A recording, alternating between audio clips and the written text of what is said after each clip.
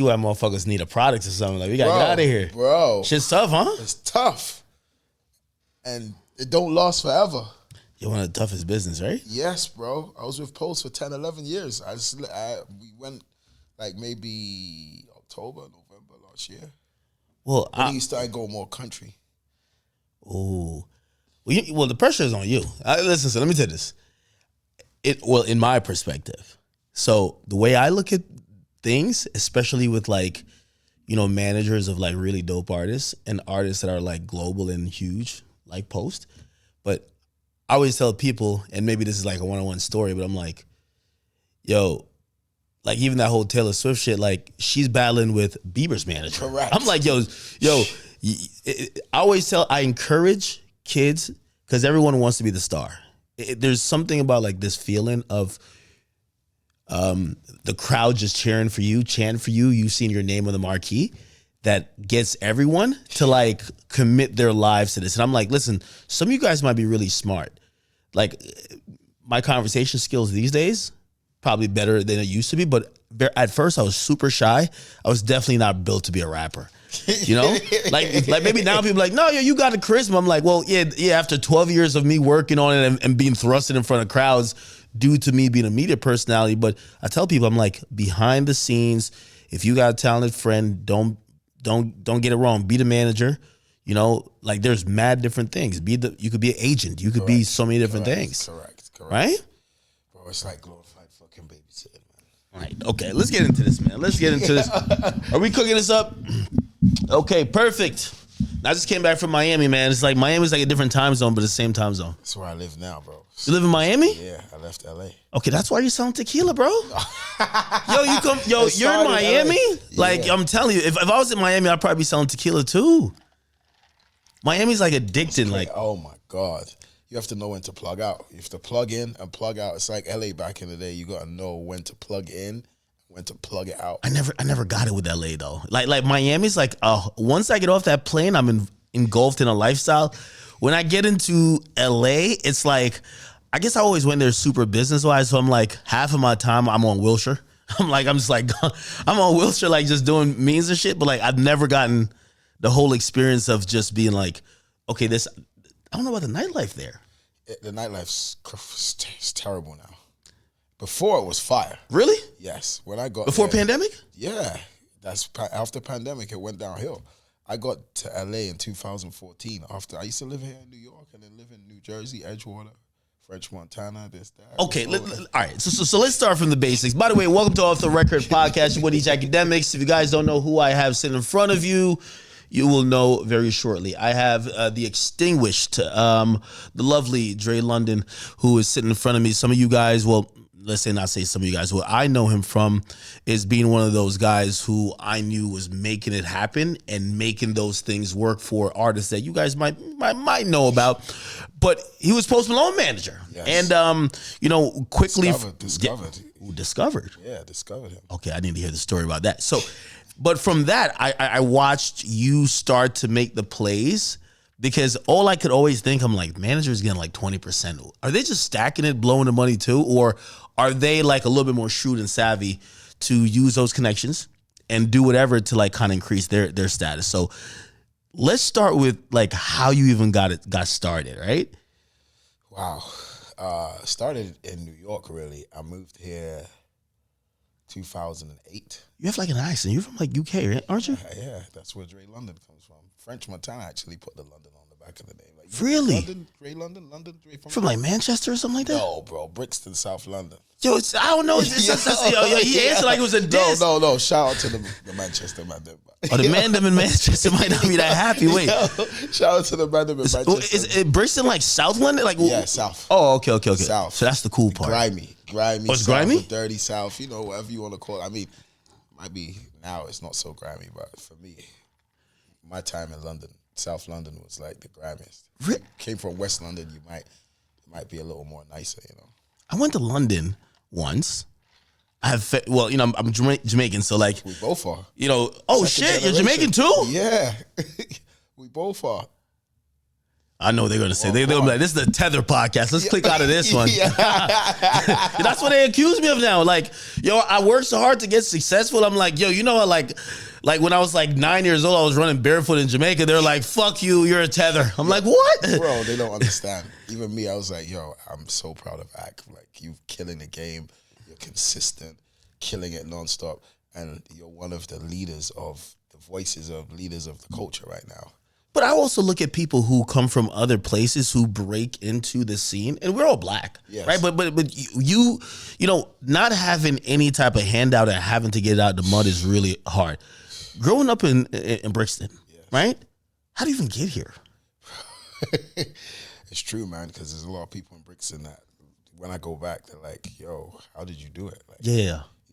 How the fuck did you do it? I'm like, bro, I persevered. Like, back in the day, in the UK, you used to have more grime and garage music and house music, and hip hop wasn't as big as it was today. You didn't have your Central C's. Don't get me wrong, you had rappers in the UK, but they wasn't on a huge platform like they are today. Today you got so many Dave, Central C, like I love Central. So many, yes. Me and Central close. Good dude, man. Really good dude. And for people who might not be that familiar, like, how do you explain even like grime music to the regular like American like it's like I can't even. It's like a slightly slowed down house music, if that makes sense. Yeah, more gritty, more just grime. It's like the word grime is how the music sounds to me. Like, it's just, and guys rap with like a different kind of flow, like. Yeah. Like, it's not, they're not stringing together a whole load of sentences like a verse. They'll have like things that they say that are popular. Like the beat comes on, ding, ding, ding, and then they start spitting. When they start spitting, the crowd goes crazy. I completely get it. Like, you got to realize, you know, I come from where people might not understand, you know, well, soca is a Caribbean thing, but like, you know, even like dancehall and certain subgenres of how dancehall has been, but the American ear sometimes they're usually like, what is this fuckery? Yeah, you know, it's kind of crazy because that's when I moved here. They looked at London, UK rappers like, what the fuck is this? Like, what are these guys saying? Like, was that challenging for you? Yeah, it was definitely challenging when I first came. Like, what does this bloke know about hip hop? Yeah, exactly. Right? And that's like, so my career. Let me pour some of this up, man. This shit's good, ain't it? Oh, bro, is it? Do I need to make sure that I hit it straight? I like it either way. You can hit it straight. It's the best. Got it on the rocks here. Sometimes I see you drinking and I'm like, this guy, why is he drinking the wrong drink? I don't understand. This guy's drinking the wrong tequila. I need to send. Yeah, no. I'm not gonna lie. Don Londres, but I sent you some, as you know, and your man. My man sharked it up. Sharked it up. Yeah. You got game nights going at his crib with all the liquor. I'm like, where's the liquor been at? You know what I mean? I'm like, the package never came. Yo, okay, so this is some good tequila right here. Hey, listen, come beer and gifts, especially the right shit. If you guys haven't checked this out, man, we got Don Londres. Am I saying it right? Yeah, Don Londres. Don Londres. If you got a Spanish twist, like, you know, but Don Londres. Oh, nice. See, that's how you got to roll that tongue. Pause. Yeah. But yeah, no, this is tequila. Tequila is really popping. Now, we're going to get into how you even get to this spot. But cool. So, like, so I'm trying to think. So you come over here like 2014, you said? 2008. 2008? Yeah. And I started. Family-wise? Or like you came over here just like by yourself? Family behind. You left your family behind? Yeah, not like that, but like I left to seek a better life. Oh, shit. That might sound crazy, but I feel like that's pre-Trump. Like, that's when you can do that. Like, now it's like, yo, wrong, back. Get back. Yeah. Oh shit, go back over there. But yeah, I came to seek a better life because at the end of the day, like, I felt like there was only so far you could go. Exactly. This shit's kind of good. You see how good it is? It's good. And I'm drinking the straight, Chad. I ain't gonna lie to you. Best tequila in the world. No face, no nothing. Okay, so smooth. So like I moved over. How old were you? Good question. I was 28. And I was like, damn, if I want a better situation, as we say in London, if I wanted a better situation, I felt like I had to leave. Now, music and entertainment is making millions in the UK, but before I didn't see that. It was a very like niche thing. And I think before the globalization of music, I felt like most people just looked at the American music scene as we have to break into that, as opposed to I think Dave doesn't have to compromise that much. Correct. And like Central C, they're like, hey, listen, we're not going to change our accent that much. Correct. But we can still blend in, right? Yes. But back then, you had to get to the U.S., right? Yeah, and that's why I got a funny accent right now, because not because of that, I don't rap, but I had to keep repeating myself when I used to come here. I would say words and people like, say that again? What'd you say? You gotta take some Drake classes, man. Like if you take some Drake classes, you know how to drown it out when you want. Like Idris does that good. Oh my God.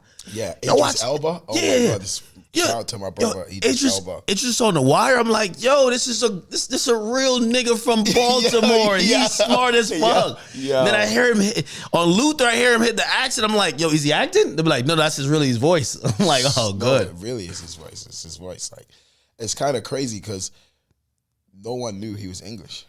Yeah, that's true. And he mastered it. Like, That's fine. So you come over here. Did you pick to come to New York? yeah, because it's the Mecca. Like, New York's the Mecca of hip hop. If you're gonna try and make it, That's true. And I came over with an artist back in the day. Like, same thing. Like, I was ahead of my time. I thought, like, okay, I was trying to break the UK. Shout out to the man in the UK. I was trying to break the UK hip hop here early. Yeah. 2008, 2009, but I was way ahead of my time. So you just booked a ticket? Like, yo, fuck it, let me try. So the year before that, 2007, was probably how, thank God, like you said, the system's different now with Trump. But 2007, I was flying back and forth, doing the whole 3 months here. And then the last time I came in 2007, before 2008, or it was in 2008, they told me, hey, what are you doing here? They pulled me in a room, put me in a room, this, that.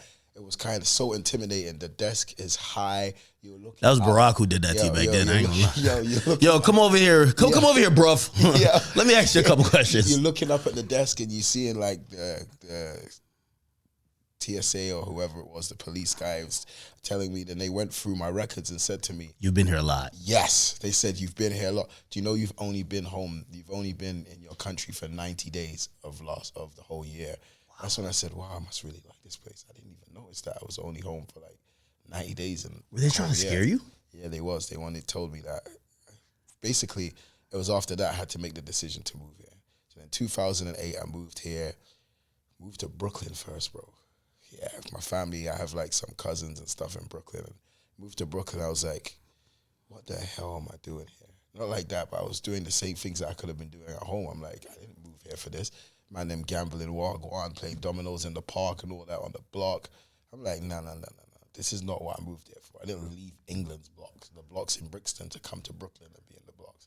And by the way, there is always a lot of immigrant, like, and again, I'm speaking of people who have had that experience. I was born in Jamaica, and I remember I was so, like, you know, our family was gassed up on the United States. Correct. When we first moved over here, the first apartment we lived in was worse than the house we lived in Jamaica. We're like, hold on, I thought this was an upgrade, right? So you're going through that in Brooklyn, right? Yes, so I'm going through that, and then I'm like, okay, I need to get it together. Then I started going Manhattan, started linking, going out, partying, this, that, just on the scene. And then I bumped into French Montana. And whatever happened to the artist you were with? Good question. So me and him, he was going back and forth to London and coming back. And I told him that if you don't stay here, it's not going to work. Americans, you can't just go to America and think you're going to take from Americans. There's Americans, you have to live the American dream. You have to hustle with them. They have to see you going through the struggle, they see you going through the grind too. You can't just move and go back and move and go back and think, I'm going to take a piece of the apple. Doesn't work like that. So he kept going forward and coming back. But at that time, I was still in New York. And then I started working with French Montana. This was Cocaine City days. You remember Cocaine City? Yeah, of course. Legendary. Smack DVD, of Cocaine City, blah, blah, blah. I started working with French then. And I just saw a lot of talent in him. I was thinking, I saw a hustle. Obviously, he had talent, but I saw his hustle was on another level. And you could say that, like, I picked up the game from being around him and Max B. Shout out to Max B. How did it, or why did they accept you around? It's crazy because I make jokes with his security now. Today, I was like, bro, you remember when I used to come and knock the door? They're like, oh, what does this guy want? Yeah. I'm like, bro, I went from, what does this guy want to like, yo, where's Dre London? You know what I'm saying? So And it kind of is that a lot of times in this industry where like you're kind of like this person who's always around, and you to some you might be annoying, like this motherfucker. He shows up all the time. He's always here. Yep. You know. But then eventually, shit changes. Yeah. I used to be. Listen, it doesn't matter who you are. Everyone has to find a position. I even used to be the guy that would go to the store, get the liquor, and do this, and make sure that the artists had what they needed. Like, there's a level to this. Like everyone's got to start somewhere, and I was just the guy, the fixer, if that makes sense. I was the fixer, fixing whatever I could, fitting where you could, until you become more and more valuable. You know what I'm saying? And then I introduced him to the producer Harry Fraud. And he didn't even want to work with him in the beginning. It's kind of crazy. It took me some months to get him to go to the studio and start working with him. And then that's when I saw the light, if that makes sense. Like, because there's records that he made that I was there for, that I put together with him. And I saw Funk Flex start playing it. Like, he started breaking radio. Before I was around French, he wasn't on the radio. So he started breaking the radio, Shot Caller, New York Minute with him and Jada Kiss, this, that. And that was really like my entrance into the game. I'd always been around it, but that was like, wow, okay, you put these records together and now they're on the radio. Yeah. But I also learned my big lessons from that too, because I didn't get paid. Yeah. I learned what not to do in the future pretty early. So you were kind of like assistant, and this happens a lot. You're assistant, but no, not necessarily assistant, but like you're assistant in records coming together, but it's like in a non-official capacity where you could demand like, okay, so I'm owed this, correct, right? So it's like you're helping things go along, correct, no matter what it is. You might even be at one point doing something what an A&R would be doing, or at one point you're doing something where like you're actually making things happen or cutting deals, and there's no pay for you at that time because there's no name value, and not necessarily no one's really asking you to do it, but you are bringing value, but you don't know how to monetize it yet. Correct. I didn't know how to monetize it. I didn't know how to put my foot down. I was like, all right. After that happened, some years passed. Like I said, I was around the whole him and Max B era. I remember when they first met. I was there. Like, really? Yeah, bro. I remember. You was in the trenches. We used to think of them niggas as hood niggas, man. Oh, yeah. I was in the trenches, bro. Uptown, Harlem, El Barrio, like from Spanish Harlem to the other side of Harlem. Like, I was really in the trenches. And then on the block in Bronx, like, I remember my artist got arrested for peeing on the street in the Bronx. And there was a lot of shit that I seen on the streets in New York, around French Montana, bro. Saw a lot. Listen, you know what's so funny? These days I look at French and I think about how far we've all came. Yes. I see French with like the daughter of like a sheik. And I'm like, yo, do niggas remember Cocaine City French? Yo, him and the Coke Boys was running around causing hell. Yes. Yo, I was in college. There was a club that they came to in New Jersey. And I ain't gonna lie to you. By the time they got in the club, he never even touched the mic. The club was going upside down. It was this shit was going left. But that was the Coke Boys there was a reputation for them too. Yes. And there was a grittiness with that. I'm surprised. So you was in the mix with all that shit. Yeah, I was in the mix with all of them, man. Shout out to Kai City. Shout out to Bang. Like, I was around all of them. So you learned some lessons from that? I learned the trade of, because I was watching what he did with the DVD game. Like, I was going with him to distro. He was picking up cash. I remember seeing, like, I'll never forget this. I remember seeing a map, like, you know, the map of America, and seeing the pins in the map. Yeah. For what state they were selling and what they was doing. And I was like, wow. That was actually real distribution. Yeah, back then, right? I was like, wow, this is real. Then I remember going to the first show in, like, Connecticut and Boston and doing that run. And that's when I was like, oh, shit, this shit is actually a thing. It's, like, actually crazy. What were you drawn attracted to at that point? Because you said you came over here with an artist, but so it looked like maybe you had an idea of management, but you didn't exactly like say I'm a manager. Correct. You were just saying whatever this looks like, I'm going to help it go forward, and then you figured it out. Right? I said, you know what? I'm leaving England to go to America and be one of the biggest in the game. I remember when I first got here, I had this little notebook, and in the notebook, I had the names of all the people that I wanted to meet. Your Steve Stouts, your Ty Ty, your this, your that. I had a whole long list with your Leo Coins, your this, your that. And it's so crazy because when I fast forward that list, I never ever actually marked it off. By the time things got crazy and I blew up, all these guys I knew them. Yeah, so they're in your phone as your contacts. In my phone book. It was crazy. But to continue the story, so was around all of that before Max B went to jail, this, that. Then after French blew up, as you know, and then I moved to Cali. But we didn't talk about it. The most craziest thing is we didn't talk about it. I moved to Cali, and Why? French moved to Cali. But I moved to Cali because I was going to this house. I was going back and forth, and one time I wanted to see what the Grammys looked like. It was the most boring shit in the world by the time I got this ticket and went to the Grammys. I went there, and then someone brought me to a house where I was introduced to gamers. It might sound normal to you today, but in 2014, gamers? There was no gamers in New York. I didn't see people who was like people playing video games. Yeah, like commenting on Minecraft. Like, oh wow. Yeah, I saw like just a lot of things. There was a house full of gamers and producers and this and that. And bro, that was the house. At many points during, as even you tell me your story now, like you have to think like you probably were having like how the fuck did I get here? Yes. Moments, right? Yes, I definitely had that. I was like looking around in this mansion in LA and Encino, and I'm like, what am I doing here? But like, I knew that I was on a path, especially after when I met Post. Like at the time it was Austin Post, and like he used to change his clothes 2-3 times a day. We used to have parties, this, that. I knew something was brewing and I could feel it, and I had to stay around and chase it. Who'd you go out to LA with? Myself. Really? So you kind of just knew it was time, like, all right, you kind of exhausted a little bit of this. You picked up some skills and some attributes kind of, but you're like, let me see what LA is. Yeah. Or were you just thinking bigger or were you seeing a trend? It wasn't even a trend. I felt like it was just the time to go. And people thought I was crazy, but I was like, I already just got on a 6-hour flight from London to New York. What's another 5-6 hours on the other side of America? And I moved over there. What's the thing about starting again, though, right?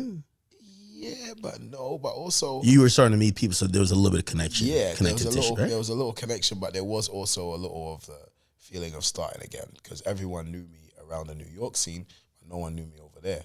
So I moved over there, and I knew they knew that I knew a lot of people in the industry, and I was just trying to explain to Post. I think that's the first time when it came to my head. I was like, I want to manage you.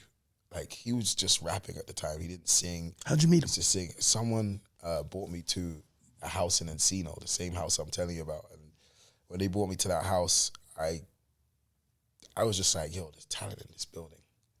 Like, we kept going to this house and chilling out, and I'm like, yo, there's a lot of talent. I feel it.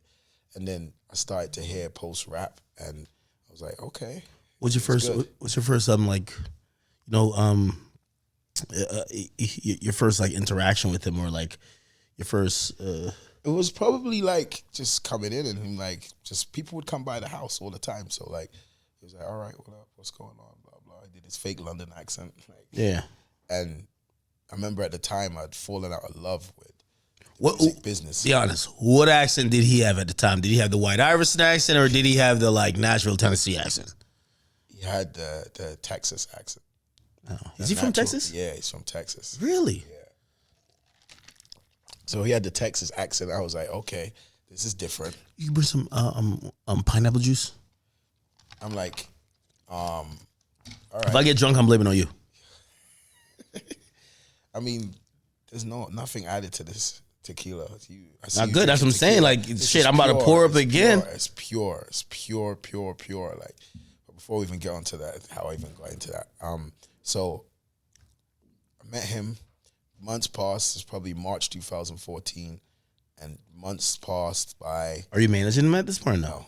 I told him I wanted to, but it wasn't until like 6 months later or something. He was like, came out the back garden, the backyard, and came in and was like, okay, so you're my manager. I was like, okay. Wow. Okay. So it kind of just naturally happened in a way. Yes. And then I was telling him, giving him advice about, because he would sing and play the guitar at night. Girls would come around. There'd be like around, the island in the kitchen. It was a big kitchen. He would sit on the island and start playing. One day I said to him, like, bro, this is before the word melodic. I was like, bro, why don't you sing rap? And he was like, interesting. But he didn't do it right away. He went on a trip like next day or two to see his family in Texas. And then he came back. And when he came back, he made this song called 40 Got Me Funky. The 40, the old E, like, 40 got me funky, up tamale. And I was like, wow. I was like, yes. Then we started hearing people around the house just singing the song. And I'm like, look, did you ever hear anyone singing your songs like this? Like, then he made another song called That's It, and he started progressing it like that. So like almost like formulating the sound. That's how he was formulating the sound. Be honest, because a lot of people when they see by the time he got White Iverson, I know we're not there yet in the story. We always thought there was definitely a nigga that was around that was kind of like helped molding and guiding you to that, right? It's like, he's super talented, but like there's somebody who guides him to the mindset to create White Iverson. That's you. I mean, I'm not gonna. You're probably not gonna take full credit, but you were one of them. Yeah, I was one of the black guys around him. Yeah, okay. You want to put it straight? Yes. Like, I was one of the culture, one of the guys from the culture around him, and like, it's crazy. Before he made White Iverson, I remember French didn't have a house yet, and that was a time when French was seeing Chloe, and like life was just getting crazy around that time. Like I'm in the studio, French Montana, Chloe's in there. Hey, what up, Dre? Blah blah blah. Like, yo, Chloe, I forgot that French is a demon, man. This nigga French, man. Like I said, he's a different guy. So I remember when he left because he knew that I was staying. French got shot in the head, right? Yeah. When I look up now, I'm like, yo, this ain't the same. Yo, there was a time that niggas would be like, yo, French, that's a dirty nigga from New York. Yeah. Like now we look at French, we're like, yo, this is this clean cut dude. Like, damn. It's crazy. Progression, huh? So I remember he left his cars with me. So one time, so he had no house. He left his cars with you. Yeah, he left his cars with me. He fucked with LA. you. Yeah, that was like, I think I was the only person he could have trusted at the time. It was the Rolls Royce Wraith. Word. And he had the big, I can't remember what big truck it was that he bought for Chloe at the time, the big white truck. So I feel like Post was seeing all of that stuff and was like, okay, well, Dre's in the game, I remember Post's first video, it didn't never ever come out. He was sitting, driving French's Wraith, Rolls Royce Wraith, doing the video in the Wraith with the stars in the ceiling. Bro. It's kind of crazy. That was his first, like, early times. But anyway, fast forward, not even too far because it got to like November, around that time, December, and the house, so many other people had moved out the house that it kind of fell on the guy, Jason, who was with Post. He brought Post from Dallas to LA because he had agents and stuff. He got so big in video gaming and commenting on video games that agents flew him to LA and he got into it. Now it was called a content house or whatever. Yeah. It wasn't called it back then. It didn't exist. So it fell on him kind of, not really, but like he was like the last person left. The house was like $15,000 a month. Like no one could afford that at the time. Like what are you talking about paying $15,000 a month rent? So everyone had to leave the house. And when everyone left the house, it was I just got my apartment in LA at that time. And then Post was like living in the studio. Like literally living in the studio. Really? Stay up late in Pacific Palisades. Shout out to Rex. He would stay up late and until the daytime and then go to sleep at like 8 o'clock in the morning or at 9 o'clock in the morning, 7 o'clock in the morning, and then take a few hours nap in the corner somewhere. Whatever. Where was he showering at though? Somewhere there. Like, they had. You're not helping. You're not helping some of the early rumors. Niggas thought he wasn't showering at first. Like to keep it up here. Like you're not helping. Where was he showering at, dog? Everyone used to say that. It was so funny. Like It's so funny. People's like, he looks like he stinks. Like he used to make jokes of it about. I think it was himself. the teeth too. It was like the kind of the look that came out in that first one. Be like, y'all know white dudes like that. They smell like cigarette and they never shower. Yo, people thought I was crazy at first. I remember like when I first started bringing people around, I was like really excited about this artist. Like they would walk in and it was like, this is the guy you're hyped about, Dre? I'm like, yeah. Like, who braided his hair, man? That's all I want to know, man. Wow. yo, Dre, was you there? Like, all right, come on, bro, I got you, gang. Wow. Hold on. So I had a friend called Rama, or still around. I have a friend called Rama, and she actually moved from New York also to LA, and she was braiding this skateboarder's hair that was in the house.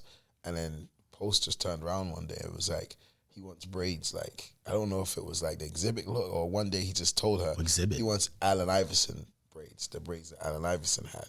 Really? Yeah, that's how White Iverson came around. So you're actually right what you said earlier. Now I'm thinking about. I'm not saying I had the influence, but the person, someone done his hair through me that I know, did his hair, gave him Allen Iverson braids. One day when we all got kicked out of the house, not kicked out, but had to leave. Yeah.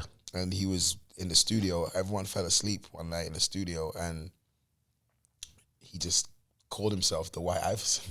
He probably looked in the mirror, looked at his braids, looked at this, and was called himself the White Iverson.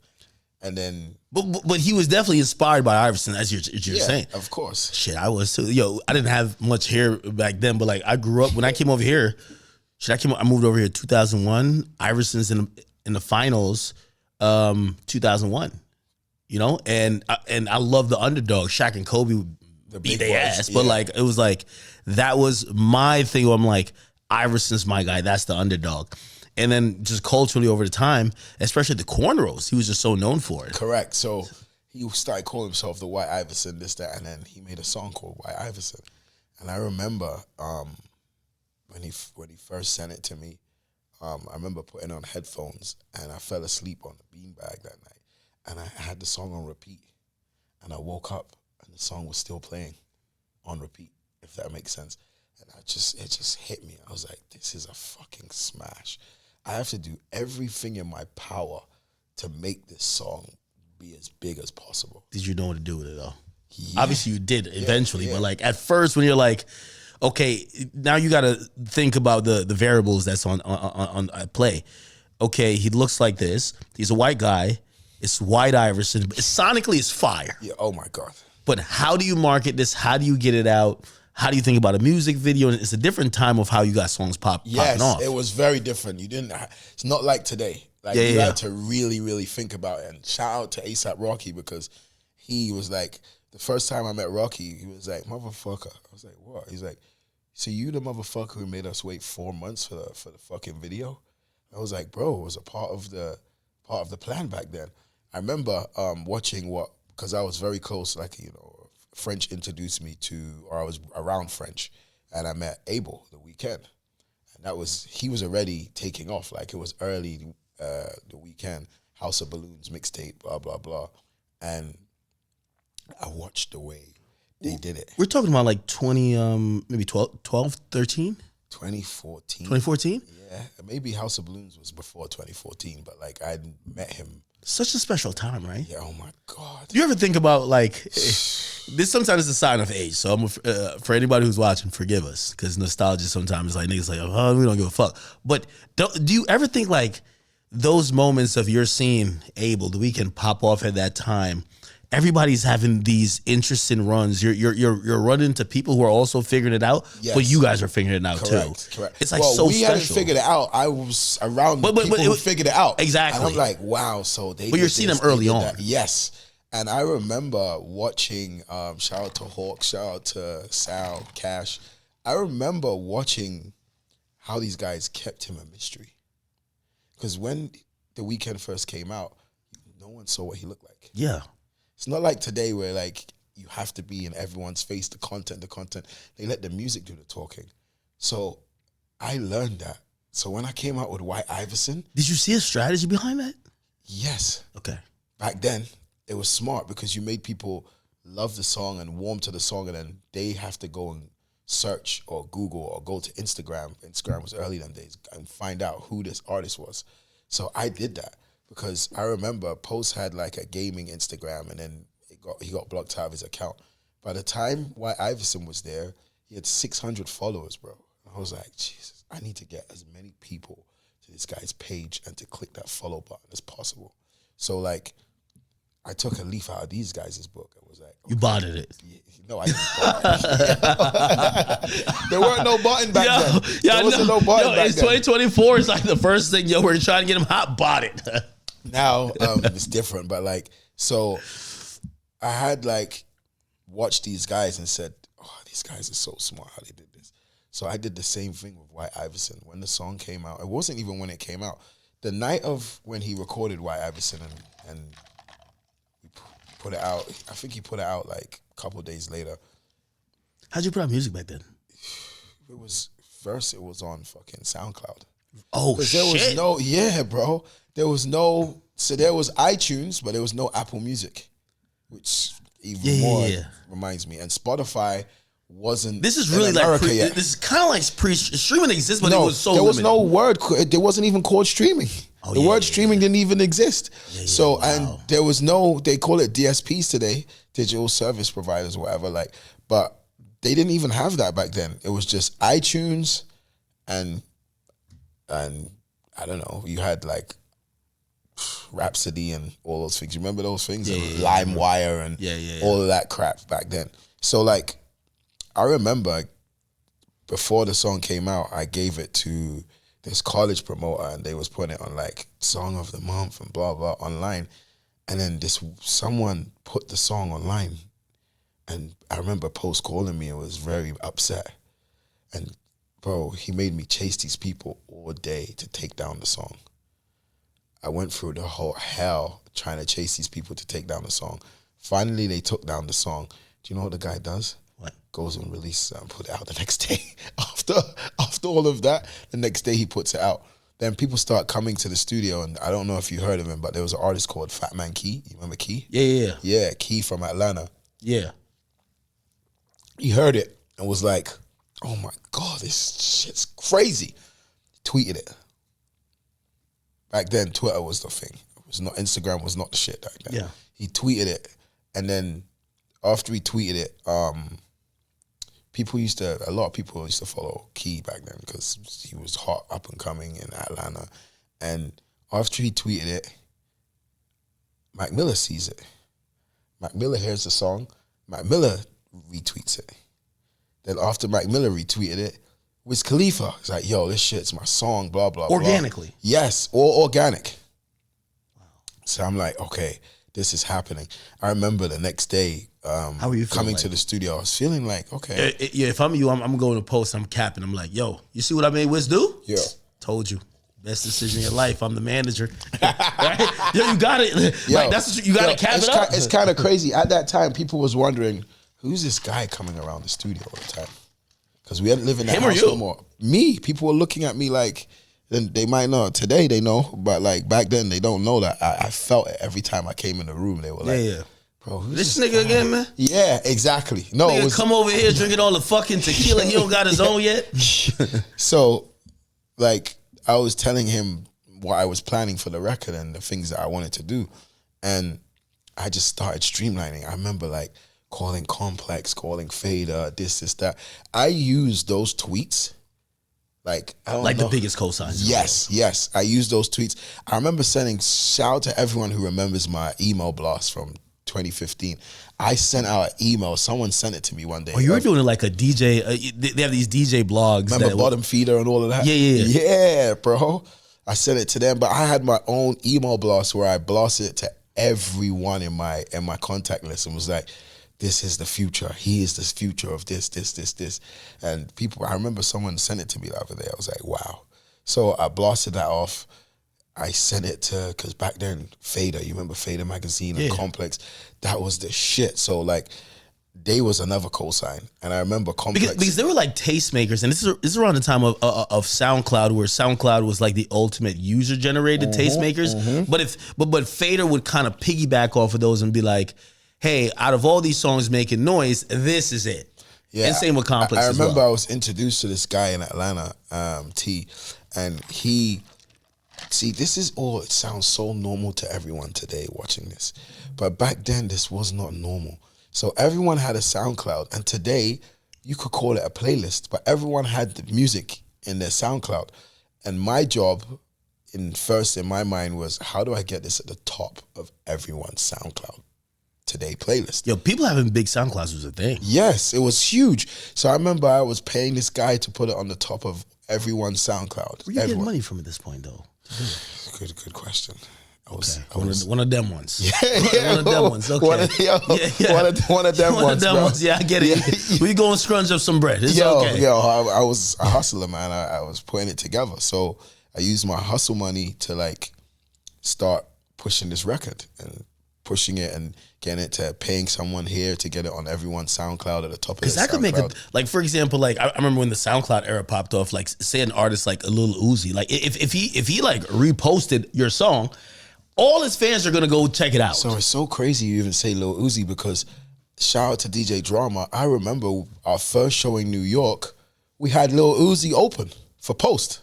You're lying. Yes, bro. I seen everything. When you keep talking about the errors and like that time, like I had Lil Uzi because of DJ Drama hit me, and I had him hit me to have Lil Uzi open up for Post in New York.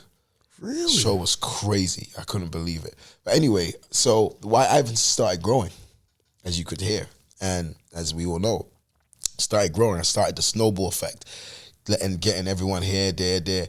The timing of in life, when things happen, is so important and special. We put it out February 6th or something like that, and then next was South by Southwest. I remember watching from the UK. I always wanted to go South by Southwest. I'd never been, but it was just a big thing. People would go there and people would break South by Southwest. So I put together a couple of my man, couple of team, went to South by Southwest. I rented a house. Because remember, this is a time when posts have no money. So I've gone South by Southwest, and I started like, bro, we had 4 shows. By the time I got there, and I had him do the first opening night, whatever show, whatever, bro, before that, the next day we had 14 shows in 4 days. Oh, wow. So I remember running White Iverson singing another song, and that was it, like nonstop. So you guys just performed like 2 songs? Next building, maybe 2 or 3 songs. Next building, 4. Next building. I hustled. I took the hustle from the streets that I knew, and all the shit that I'd seen from your French Montanas, the DVD, everything I knew, and I killed the hustling at South by Southwest. That's where you put those skills in. And let me ask you a question. At that time, do you have him under like an official management contract yet, or is it? Wow, the questions you ask. Or is bro, it like, do you know how crazy? Do you know how crazy it was, bro? I didn't. Okay. And I didn't like it because I remember handing him a piece of paper and we didn't do nothing yet. And now the hype, all these people are coming around because the song's starting to bubble. And everybody wants paperwork. And then you who have been around who never really prioritized it, now you got to turn something. I tried to, but I didn't want to be the pusher and the enforcer of that. Okay. So the song starts bubbling, this, that. I even remember when some people call it, I don't want to call any names, man, certain names, but you're trying to steal. Yes. Probably. Yo. Come on, we know how it goes. Yo. You have people who was never involved in like getting the song to where it's at saying, we got it from here. Like, we'll be the managers now. We'll get it to up there, but obviously this shit is going like 1,000,000 miles per hour. It's gonna get there anyway. No, it was moving fast. And I remember when the first time I got a phone call from one of my guys, bro, and it was like, yo, I just went on Post's Twitter page and it says contact blah blah blah. And I was like, bro, I called him flipping. I was like, bro, why did you put this person, why you put him as your contact on your some random on your dude. Twitter page? Probably some dude he met in the way, or like I said, I'm not gonna call his name, but like he put his name on the Twitter page and I was flipping, bro. I was mad. I was pissed because I'm the one putting in all the work, grinding, doing all this behind the scenes. And then he said, oh, I thought you wanted to be my agent. I said, agent? Huh? What? I said, no, bro. Are you crazy? Anyway, it figured itself out. Then at that point, because that's going to be a comfortable conversation, but you have to have it. Be like, yo, Post, check this out. Listen, we're going somewhere special. You sacrificed a lot, but I've sacrificed a lot too. We got to make this official because we're going to go, the wolves are coming. And as they come in, we want to make sure that, you know, I don't want to be the person blocking you from other things that could add to what we have, but it shouldn't be at the expense of what we already built. Correct. And I felt like I was in, bro, I'm not going to lie, man. I was having trouble sleeping. Shit, I would too. I'm not going to sit here like every time I came in the room, there was someone else. There was some other nigga who was in his ear who was talking like they really knew it. Bro, shout out to Waka Flocka. Yo, he's like the best tastemaker in the world. I remember after White Iverson came out, I went back to the studio and Waka Flocka was on FaceTime giving him advice, telling him what to do, what not to do, this, that. And like, to this day, I love Waka for that. And so, cut a long story short, it got sorted out. Okay.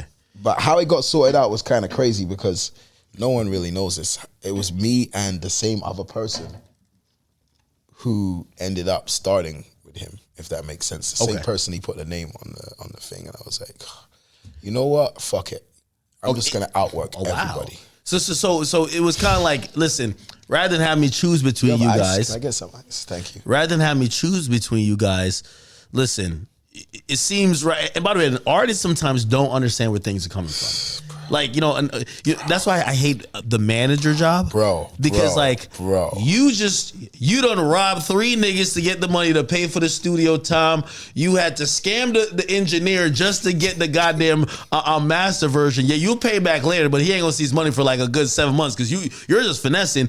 You get the record out, the record blows up, and it's the guy who shows up when it's in all the stores, and he comes with like some new idea, and it's like, well, yeah, you could be the manager. You're like, yo, dude, did all this shit, and the artist is like, wait, you did what to make it? What? Yes, see, you explained it.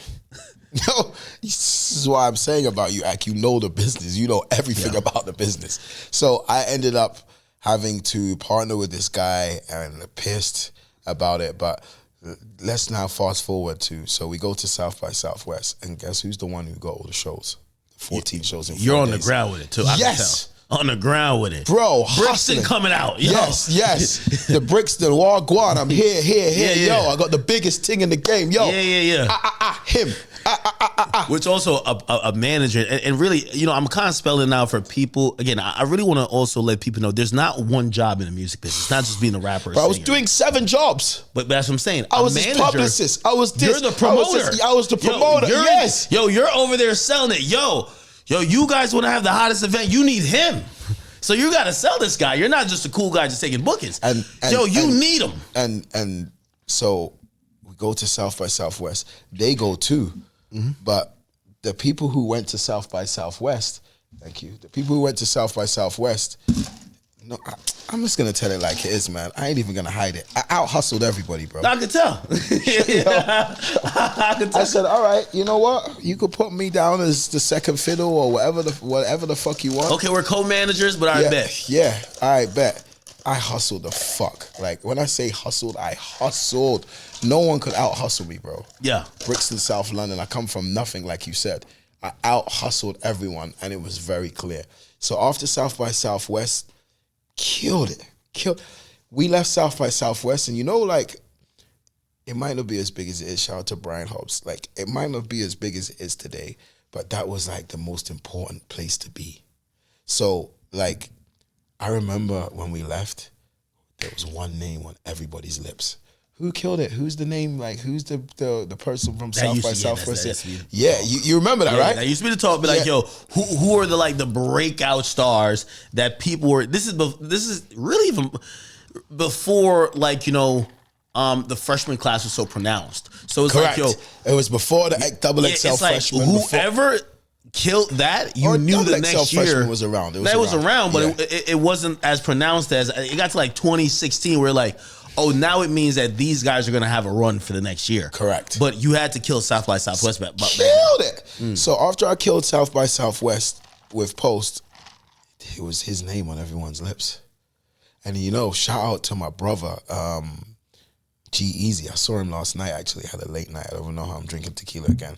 Shout out to G-Eazy. I remember taking a monumental photo with Post at South by Southwest. We were opening up for Chance. I remember I met Chance the Rapper's manager at the time, Pat. And bro, I was just making friends with everyone. You know, like I'm a hustler. You know how it is. Moving. So I made friends with him. And he said, okay, you guys can open up. Chance the Rapper had the biggest show back then in South by Southwest was 3,000 people.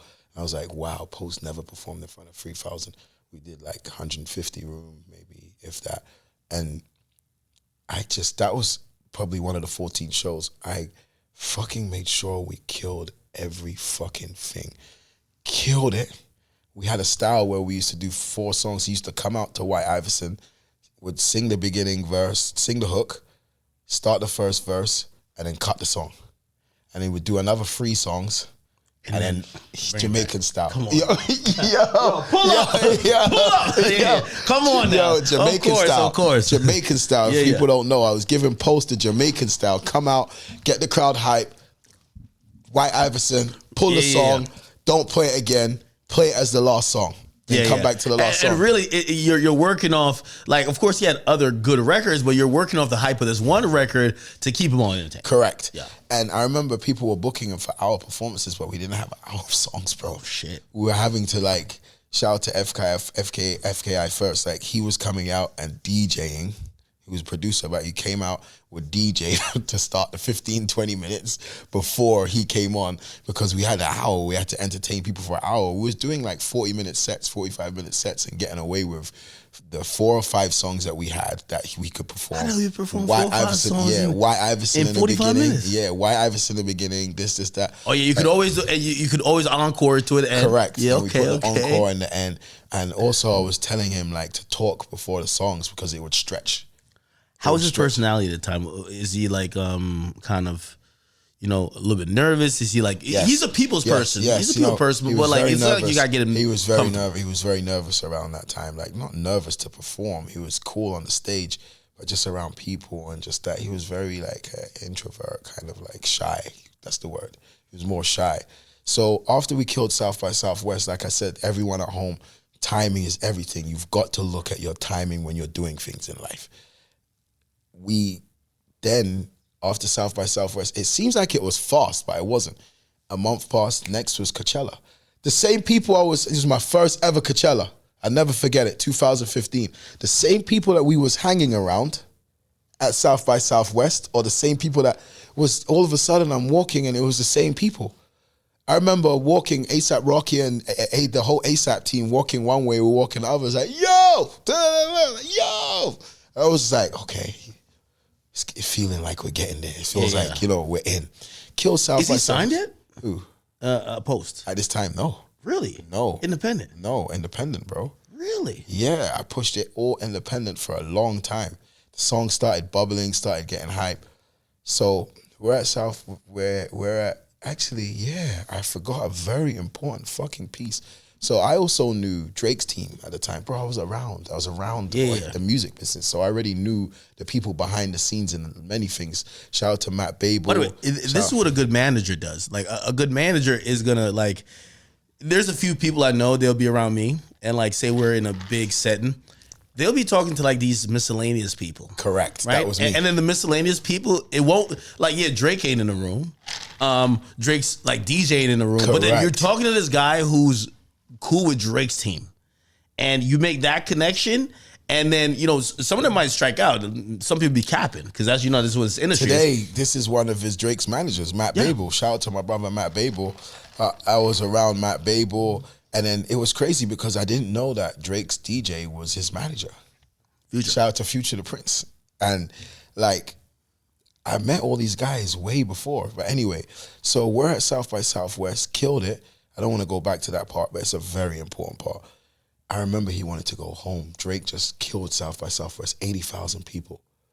Drake just killed it. They had that big of a shows in South by Southwest, 80,000? No, sorry, Coachella. Oh, bad. You're Coachella. right. Okay. So that year, 2015, Drake did Coachella. And Post wanted to go home. I remember, bro, I was walking around with a backpack. It was just me, Post, and a backpack. And I remember telling him, no, we're not going home. Why do you want to go home? He's like, what? Because the end of the show's finished, this, that. He wanted to go home. It feels like his job was done. Yeah, Like, he's just met kind all these people. I've been walking around with you all fucking day, Dre. Because also back then, still today, the picture was so important. Yeah. I had him taking pictures with all of the artists, all of the stars, all the designers. If you was big back then, I would get posted a picture. I remember standing around waiting. Yo, our first, oh my God, we had, before that, we had a show at Coachella. We had because you had things off Coachella. Like you have Coachella, the festival, and you have things off Coachella. Shout out to ASAP Bari. You remember Bari was the DJ for Post performing that day at Coachella. How'd that happen? Bro, because I was very close with Bari already. It's just, I told you. You just made it happen. Yes. It was a play that looked good and fuck it. Shout out to, rest in peace, man, my brother Virgil, man. He saw it all. Virgil was such an important person in Post's career. And Virgil was such an important, because people didn't know that even though Virgil was starting to work on clothes and all that stuff, Virgil was a DJ too. And Virgil was one of the early players that played White Iverson everywhere he went. I don't know if it wasn't for Virgil, if the record would have been as big as it was. Virgil was tweeting the song, playing it. I remember seeing Virgil across the world, London, here, there, he's playing White Iverson. Yeah. I just kept building this hype. So Coachella comes, Drake performs, Post wants to leave, everyone's walking out of the festival. He was the headline that year. And I told him, no, we're going backstage. And I remember walking backstage. And I know this is long, but Axe asking me all these questions. He's very good at it. We walked backstage, and Drake was walking to his trailer, going up the stairs, and turns around and goes, yo, ain't that White Iverson? Because people didn't know him as Post Malone. Oh, shit, yeah. Yes! Yeah. Ain't that White Iverson? We did think his name was White Iverson. Yo, for everybody. Yeah. Yes. So ain't that White Iverson? Okay. I goes, yo, look. So then Post was happy. We stayed, this, that. Backstage, Coachella's over. Everyone's left. The little backstage party, this, that. Drake had his own little area, this, that. So we're there, and I remember getting the guy who was DJing to play White Iverson back to back as well. Just nonstop. That year, 2015, I met probably 1,000, 2,000 people. It was like speed dating. When you have a hot record, in case you don't know back home, or you guys, when you have something hot, what I love about America is that everybody swarms it. Yeah. Thank God by then, like I said, the paperwork was sorted out. But where was the other people? This might sound crazy, but where was the other people then who was involved? Post was seeing me do everything. So it even though there was multiple people that you kind of you didn't want one. There was that. Yes, correct. Yeah, even though there was co-managers. But now it's really popping off. He's realizing it's really him and you versus the world. You're yo, fuck it. Yo, we're not going home. We're still staying here. And he's probably looking at you like, Drake, come the fuck on. Yes. He's probably looking at you as it's that one friend that wants to stick around after in your mind, you're like, this shit is over. Yes.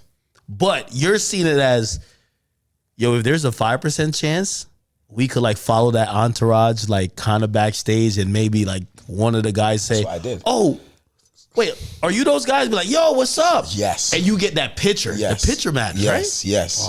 Okay. I got the picture, had pictures of him and Drake. That's where I took the picture. I still have it to this day. You could go look on my Instagram, slide down. I might even just repost it for the sake of it. That's where I had a picture with Virgil. And Virgil he was backstage. He was there. He was in the Drake area. He had the big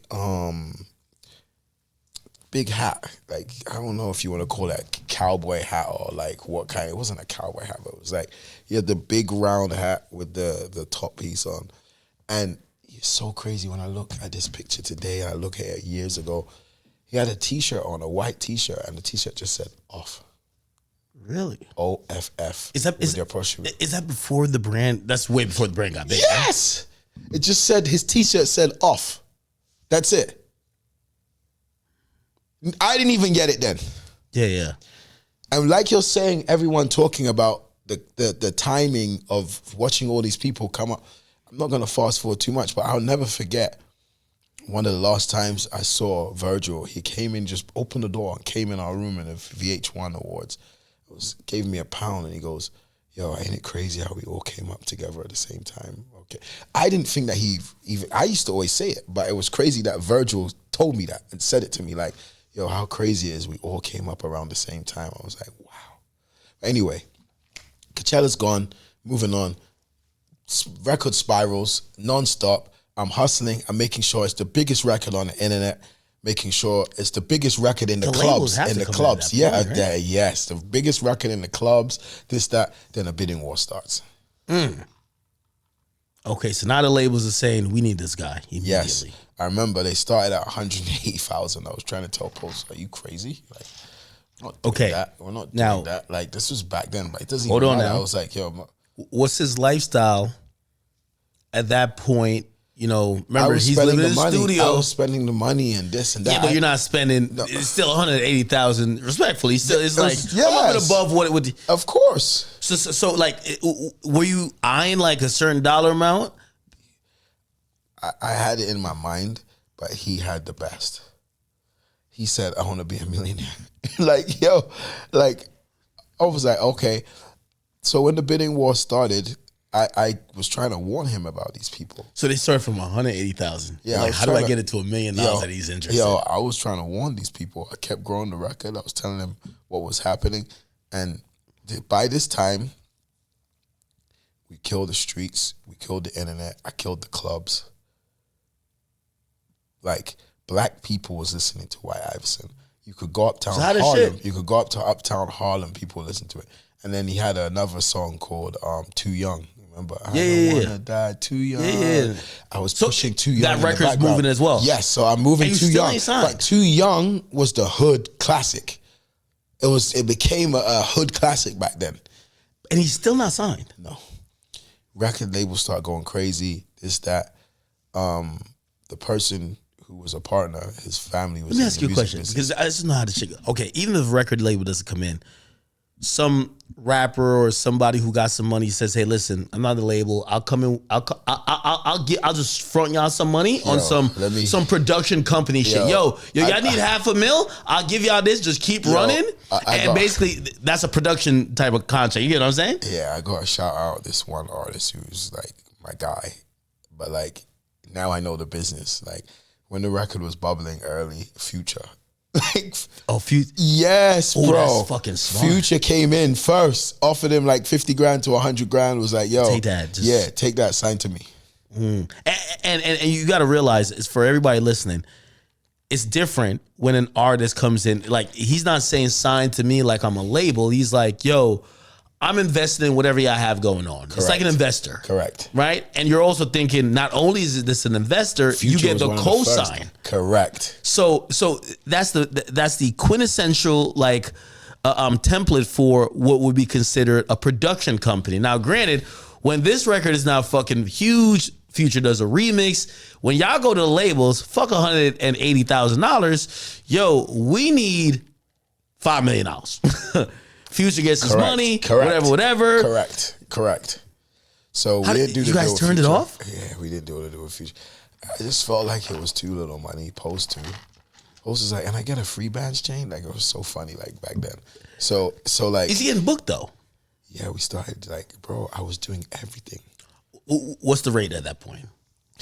People, it's crazy. You're giving me all of these memories. Yeah. People were like, "Wow, you want too much money." Bro, the first booking, shout out to Ashlyn. She did one of the first shows. Like, she's just giving me a lot of memories. Ashlyn then turned into being Post's girl, but Ashlyn was a promoter in Dallas, Texas. It was my first time going to Dallas. Like, This is around the Post same dated time. her? Yeah. Wait, is that the girl he brought in Breakfast Club? Yes. You're lying. No, it's not. Yes. Wow, your knowledge is crazy. Bro, I remember everything. Yes, that was her. Wait. So she was just a promoter at first. No, she was a promoter, a big promoter. She was such a tastemaker, bro.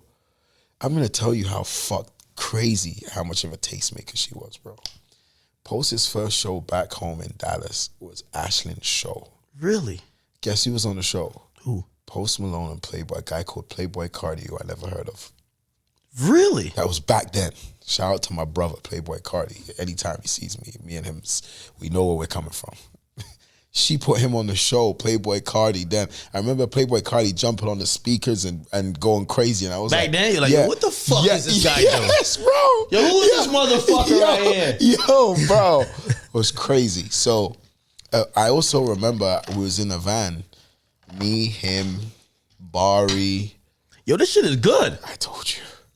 Yo, I told you. I'm not just trying to sell liquor here, bro. I'm telling you, it's a fucking monumental drink. Like, it's crazy. It's smooth. After this, you're not moving drink with this. Yeah. We got to get to the conversation of this because, like, I do want to know how you even cracked that game too. But okay, cool. So, all right. So, damn, all right. Wait, but what's the fee? What's the fee? Like, I'm pocket watching. I am. Yo, the first time people was thinking I was crazy. I wanted $2,000, and people was like, $2,000 for this guy? Really? Yeah. Might sound little now, but I was like, yo, I need $2,000. And I was also like feeling, I was feeling fucked up because he was getting this $2,000 or whatever. And this then is after? Then I started moving it after whatever started blowing up. And now I want $3,000 a show. And like, I felt fucked up because all the money I was investing, most managers don't invest. You know that, right? A manager's job isn't to invest in the artist. And usually, if someone who's moving like a manager is investing, the artist signed to them. Correct. Right? Because it's like, yo, yeah. Yeah, I was pissed. I didn't have that, but anyway. You should have. What I'm hearing, that should have been the thing. I was pissed. But like I said. By the way, the difference for everybody listening is 20% versus 50 or 30 or 40 or 50%. 50%, but also the catalog belongs to the company. Come on now. It's different conversations. Yeah, exactly. Yeah. So, where was I? He books the show. So after we started doing shows, his first show in Dallas, killed it. South by Southwest, Coachella, this, that, then becomes all the record labels. After the 180,000, I told him no. And I was like, yo, you gotta watch these people around us, bro. All these people are running towards you and like saying like they like this or they like that or they love you and this and that, but they're offering all this little money. I remember. You think you're tripping though? Because let me tell you this. Yes, he did. And I'm coming from my perspective. I remember doing one of my first big deals, and when I heard the first amount of money, I was like, I bet. It sounds like we're finna take this one. All right, let's get this bunned up. And then they told me, bro, are you crazy? We could get 3 times this. And that was the first time I thought, I gotta fire this motherfucker. Because he's trying to trick me out the bag. Yo, I felt like. But he was real. He was right. But bro. When you've never heard of that money, you're like, I'm thinking what my mom would say. You're dumb to take it, but you don't know the art of negotiation. That's where a manager comes in. Correct. And I said no, and he was like, fuck, okay. So then people started, like the other person who was involved, co-management, other person involved, started saying he doesn't know what he's doing. Oh, okay. Yo, Dre don't know what he's doing, man. We got the bag, man. Let's get this motherfucker out of here and let's go ahead with it. And I'm trying to tell Post, I got your best interests at heart. I'm protecting you right now. You don't understand it today, but you will tomorrow. And it was crazy because the bidding war goes on. The same people who put a bid up for 180 was now bidding $1 million. Really? Yes. And I was like, look. What's the time span of this? Months. Few months there, come back. yo, all right, we'll give you the $1 million. Fuck it, let's do it. Because there was other people involved, other people coming to the table. Bro, it's so crazy. Shout out to my brother Tai Tai. He taught me a lot about the game, man. Really? Yeah, I remember having a moment where this guy didn't even like me anymore because I didn't tell him what I was doing. And he's a street nigga. He's from streets in Brooklyn, this, that. And like, I understood the music business, but I didn't understand the business. And these guys was on another level. Like, Rock Nation almost signed Post Malone. Really? Yes, back in the day. They were on it. They were on it early. It was a bidding war, bro. By the time people were hearing about this guy, everyone wanted to sign him. Shit, I mean, that's good, though. Anytime there's a bidding war, it's always good. I was like, damn, man. Remember the Black Book? At the beginning of this podcast, I was talking about the Black Book. Yeah. I was now, everybody that I had in this Black Book was now calling me. It was fucking crazy. The Black Book that I left London with. Why did Post not listen to the other person though? That's it's because that's gonna be the rift, if you ask me. Like, because if he listens to the other person, he's gonna be like, "You're full of shit. You're greedy. You also are trying to trick him out of money," and that's usually where people will be like, "Yo," because I've heard artists say this. "Yo, I had to fire this nigga. He was overpricing me. I wasn't getting as much shows. He thinks I'm value, whatever." Yo, I could have been getting more money. Yo, I'm just going to say fuck it and just teach you guys back home how dirty this business is. One day, Post calls me. Pick up the phone. Yo, Dre. Yo, you need to talk to my dad. I'm like, what? What do you mean I need to talk to your dad? You need to talk to my dad, Dre. I'm like, why? What's going on? My dad called me and he sounded like this person. What do you mean? He sounded like the other co-manager. My dad called me and he's talking like the person who he wasn't really serious about anymore. The co-manager. Dre, my dad called me and he sounded like this. You need to call my dad right now. So I called his dad. So the dad was echoing some of the same talking points as the other guy. Yo, remember the show in Dallas? Yeah. When we left Dallas, I can't believe Axe getting all of this. You're getting like exclusive shit. We left Dallas, me and him leave, and I didn't know. When I speak to his dad, I find out that the other guy stayed at his house. He stayed the night at his parents' house. Really? And the other guy, the co-manager, stayed at his parents' house. We didn't even know. Post didn't know. No one knew. I mean, that's a good strategy. Like, if we can't get through the Post no more, let's get to his parents, and that's easy to spin. Yo, your son is bugging out a little bit. That was where it would come out like, yo, Dre doesn't know what he's doing. Yeah, yo, he's following this guy. Yo, this guy's from Brixton. Like, yo, he don't know what's going on. Think he's taking advantage of him. I had this amount of money on the table. He turned it down. Yo, he could have had way more money. The parents, they don't know what's going on. They're like, what? The parents are not in the music business. Yo, wait, my son is turning down millions of dollars or turn down whatever. Thousands, or turn out hundreds of thousands of dollars and he's still moving around in a menial way. He's holding out for some other money. What? The parents are with him. Okay, I'm going to talk to my son. I got to get him to fire this motherfucker, right? He called his son, and his son called me and was like, Dre, my dad sounds like blah, blah, blah. Can you call my dad right now? I don't know why my dad's talking funny like this. I've never heard my dad talking like this. I called his dad. That's when I hear that the guy stayed over. We left Dallas. He stayed over. He stayed at the parents' house, bro. That's what I want you to hear at home. How it's a filthy game. So you out hustled him in South by Southwest. All these places, they're starting to see they're about to get phased out. They said, "Fuck it, we're getting with the parents." I would be happy, and I don't care if the same person is watching this at home. Show me your next big thing. He didn't do anything after this. Nothing. No.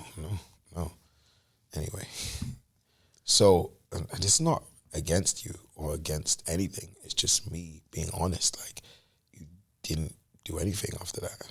So it's not like you were the son of a big. So the victor goes as follows. We don't care about what they got going on. Son of a big executive. So wait. So, oh really? Yeah. Yeah, that's why I'm not saying the name. Okay. All right. It was the son of a huge executive. Executive or like A label owner? Son, Trying to figure out who. was the son of a big guy that ran big labels. I'm not going into it because that was where the 180 came from.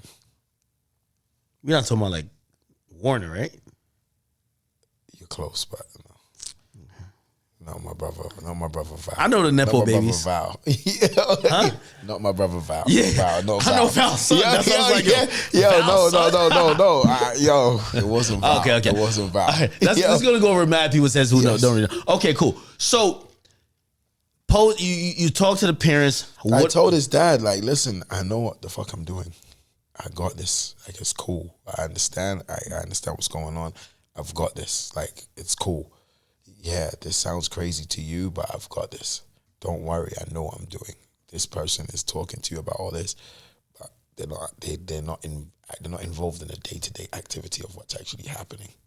So I then turned to post, like I said to you earlier, and was like, wow, all of a sudden now we're at 1 million. We got it.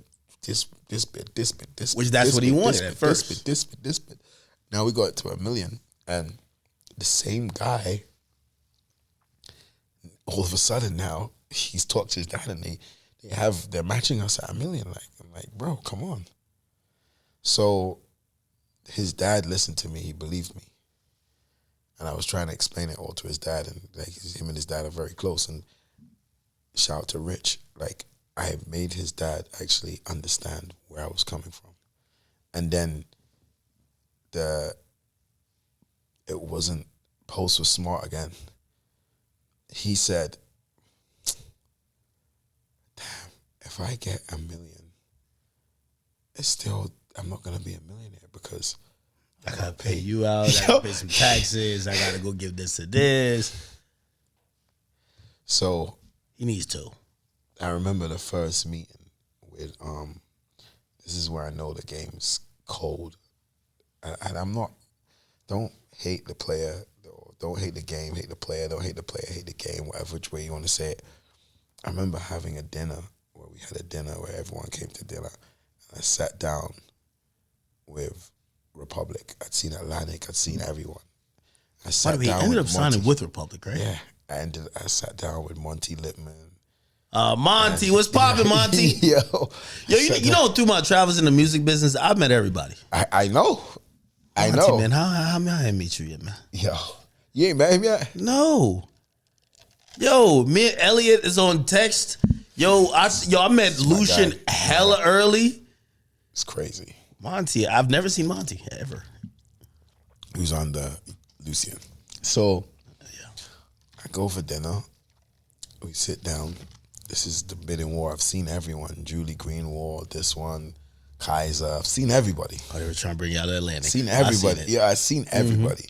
And I sit down with Monty Littman and Avery, and they're like a lot of people at dinner. They're brothers, ain't they? Yeah.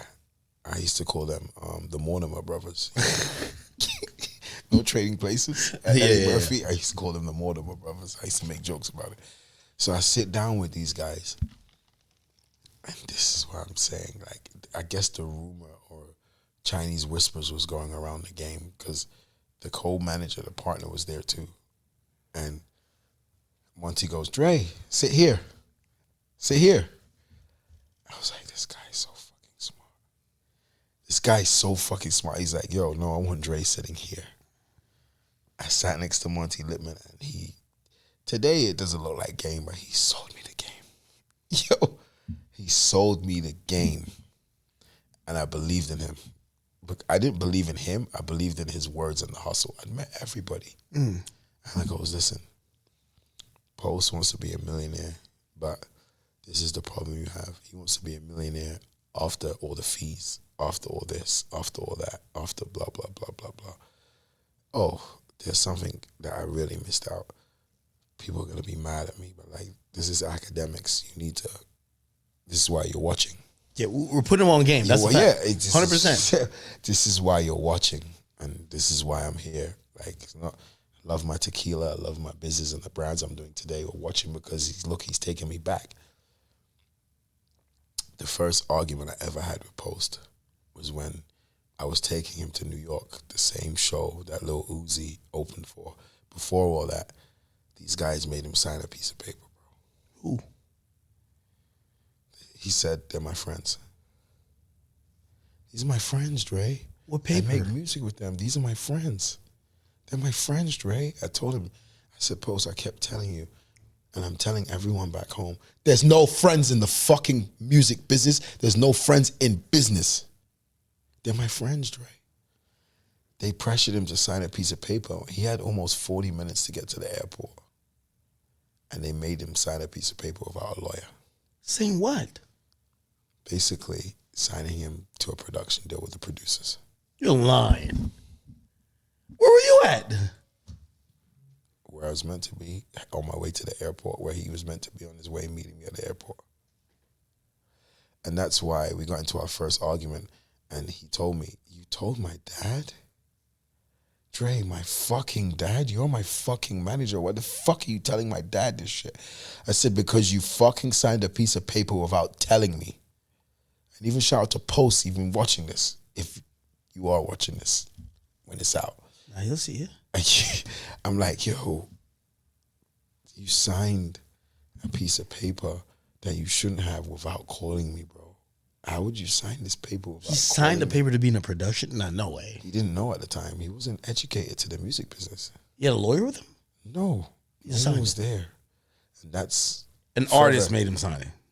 No. His producers, his friends. And that's what his lawyer... There's like fast forward, his lawyer was arguing that he would sue all these people, or he would go at all these people because you made him sign something. He was this age and he didn't have a lawyer present, and he didn't have a lawyer look at it. They pressured him to sign something. So when he got signed, he had to clear up stuff. So I was telling Monty Littman all the stuff that had to be cleared up and why he couldn't sign for $1 million. It had to be more than $1 million. You have to understand, back then in 2015, $1 million plus in a deal was big money. Yeah, I know. Still big money today, but like...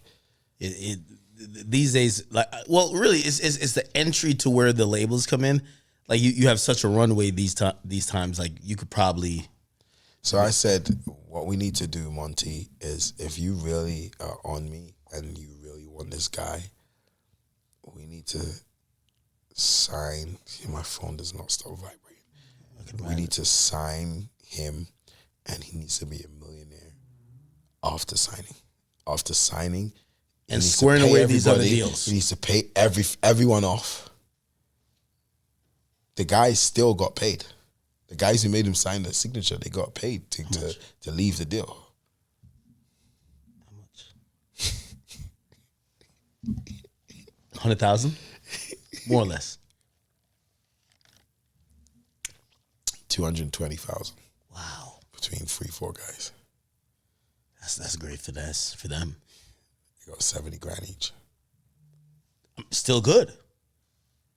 If I could pressure you as my friend to just sign, and now I get to leverage that as 225,000.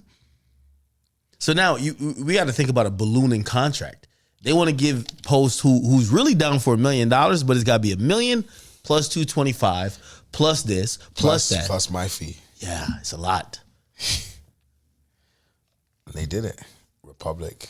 Why did Monty and really Republic? Why did they?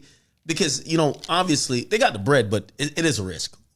What did they see in Post? And from what I know about Republic, I feel like I would think that their brain trust would say, not only is this guy having a moment, his talent level and skill level does require, does go into what we have, and we could really work him.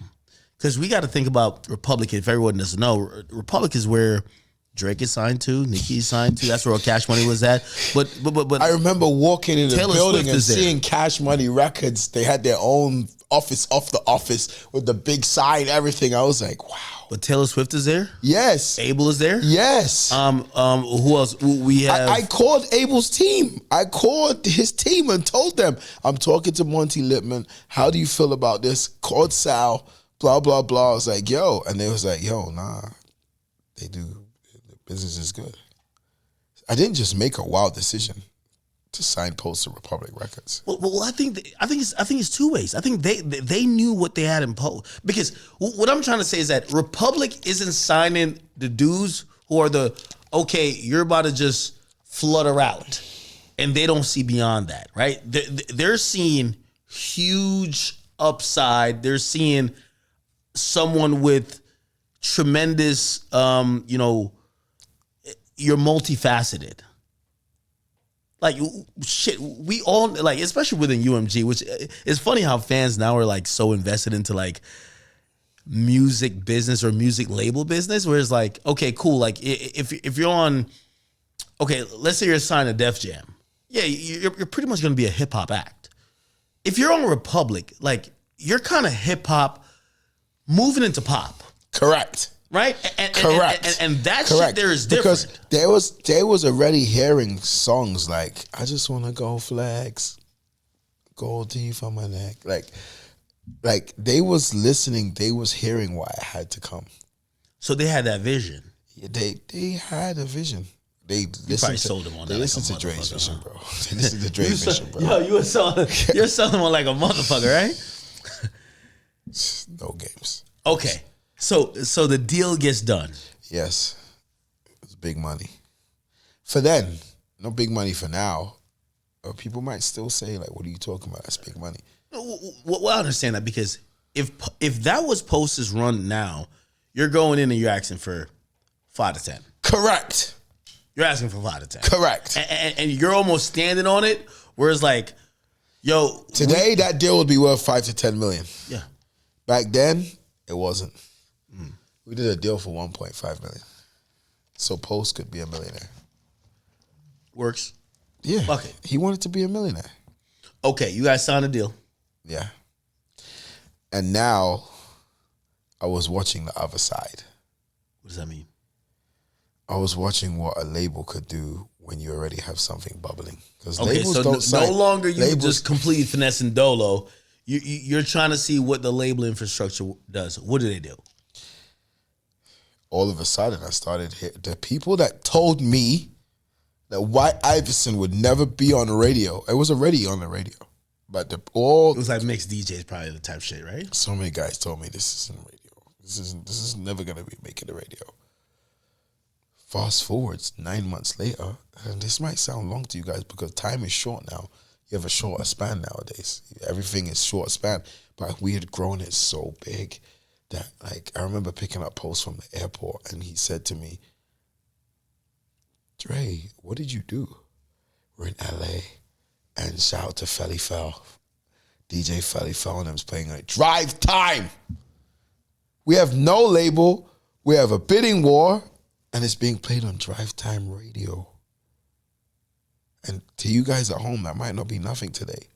What time that come on, like 4 or 5 o'clock type shit? Yeah, when everyone's leaving work, driving home, yeah. and they're playing White Iverson. Yo, and I started, yo, bro. Man.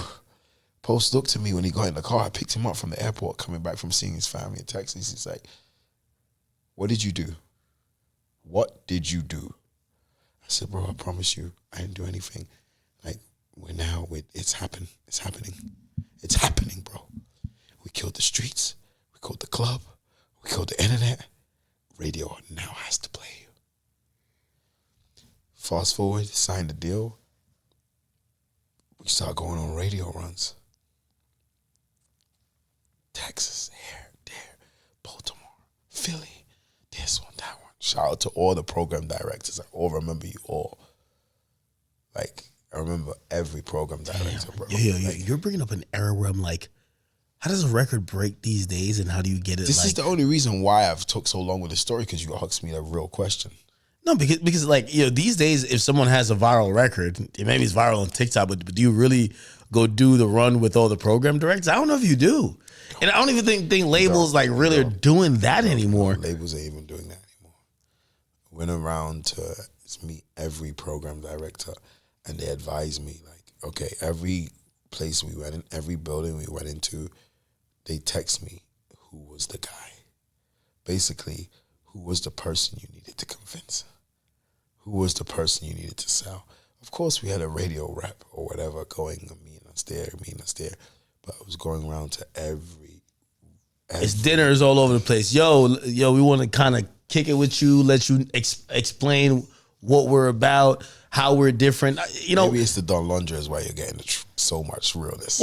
Well, I think sometimes people don't really understand. Like, man, I don't think the game is that different anymore. But still, the time you came up in is a time where like people really had to know you. Yes. Like those. Like, if someone can say, "Oh, this motherfucker, I've seen him. Like, he's been here 40 times at the fucking office. What does he want? Yo, he's just trying to get this one record program." Yes. Yo, fuck it. Yes. Yo, it's this dude that he went out to dinner with our A&R head. Okay, fuck it. All right, cool. Yo, give him a few spins. Let's see how this shit works. W. We start winning. The record starts going crazy at radio. This, that. We're signed to the label. Blah, blah, blah. And then we had, I don't remember what the issue was, but there was an issue and the album couldn't come out yet. And shout out to Tiger. I also managed Tiger too in my career. Like, you managed Tiger? Yeah, I don't manage him now. It's No, my brother. you did? Me and Tiger's my brother, bro. Shout out to Tiger, man. Like, that's my brother, bro. Like, people be gaga, but like, Tiger is a hustler, bro. Yo, I don't feel like people try to shit on Tiger no more. It's like, there was a time people did shit on Tiger. But I feel like after a while, let me tell you, success cures everything. Where they're like, everything. Yo, you've been around so long. They're like, everything. Yeah, they'll call you corny at a point, and then you've been around so long. They're like, nah, he kind of real. And it's really like, you just defied the odds. Tiger's a real nigga. And yeah, he has to be too. And half Jamaican. Word? Tiger's Jamaican Vietnamese. Oh shit. Born in America, of course, by his Tiger never told me that. Yeah, Tiger. I'm pulling up on you next, man. You gotta get the real story. Yeah. So, like, the reason why I brought up his name is because years later he told me what was happening. The story I'm about to tell you, like the piece of the story now. We couldn't put out the album. I can't remember what happened, but we had so many records, so I decided to put out a mixtape. It was called August 26. And had records on there that was crazy. Post Malone and Yachty, this, that, like, just had some records at the time that was like, and Tiger was like, yo, it was August 26 mixtape. Why I started fucking with Post. I didn't even think this guy, I just thought it was White Iverson and some hype. We put out that mixtape, went crazy. I remember being in Canada and seeing girls pulling up to us in the traffic, playing the record of him and Jeremiah. Like some of you might not know Post had all these records, but like he really had all these records. Like, it was really crazy. So the hype goes on to record selling. We do the mixtape, but the album's not out yet. We listened to the labels and we did, like, I didn't say I listened to the labels, but I'm a student of the game at the same time, and I listened to the labels. We put the album out December 9th, but December's like a crazy month to put our album. Very crazy. And December 9th, you're pushing it. Everybody's already planning the vacations. People think about Christmas gifts, it's Secret Santa time. People are halfway working the record.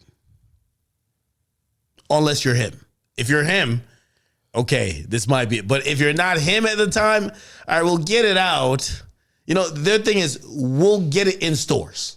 We're not gonna get it in stores with the hype and leeway and run where it's like it's flying off the shelves. We're just gonna get it out. December 9th happens, it goes out. album's doing okay. It's not bubbling. And Christmas comes and goes, and now it's January, and I'm like, fuck. Fuck. No one is thinking about you. No one is talking about you. It's gone. The hype is now going down. Damn. The buzz is going down. Everything that I've seen. But obviously, like, that's what, when you say about having a manager and having someone who's smart or a hustler in the game, everything's going down, and I'm like, fuck. You're peeping this. The artist sometimes is not. Yeah, he's getting all the girls are hitting him up. Bro, he's not looking at that. There's more bitches hitting him up. Yo, his social media following is still increasing, but you're looking at like tangible metrics on what success is, and you're seeing it. Ooh, we might not be increasing anymore. I saw the down before he would see the down. I started looking at the numbers. I see things are going down. It's not really happening anymore. It's kind of like crazy. And then I had epiphany. We had a song on the album that no one was really listening to. Not to say no one was listening to it, but it was like a song on the album where people were not. It wasn't standing out. Yeah. What song? January, beginning of the year. I go back into old Dre. Because like Dre now has a record label that's behind him. I remember Post saying, why are you working harder now than like we signed? You're working harder today than you was working before. Like, it feels like you're working harder. And I'm only telling the story for everyone at home that's not in the situation or just to learn from this, man. I'm only telling you this. I'm only talking and telling this full story in a full depth just for you to learn from it.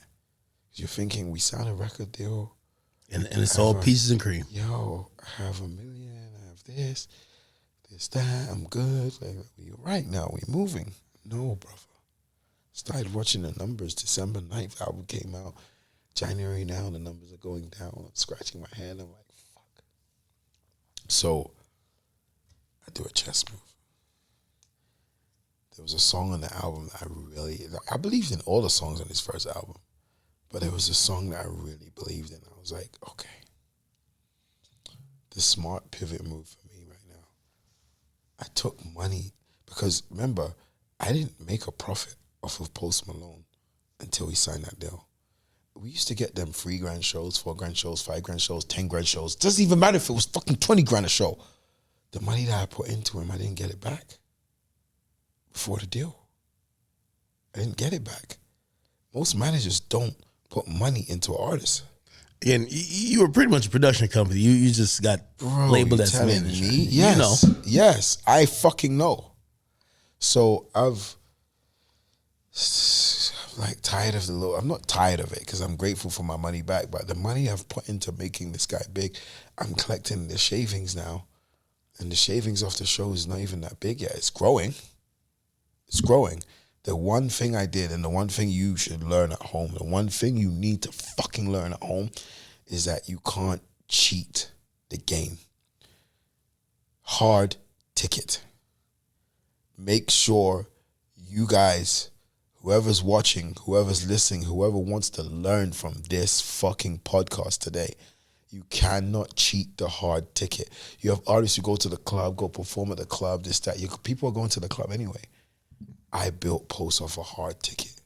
I remember going into a room where there's 150 people. Explain that, and I hate to cut you off, but explain that because I heard Russ say this. I showed up to Russ's concert one time. I was like, because I used to post my Instagram and people used to hate on him. I'm like, yo, this guy got to be a flop. I showed up to his concert. I was like flabbergasted. And he told me the same thing. He said a hard ticket.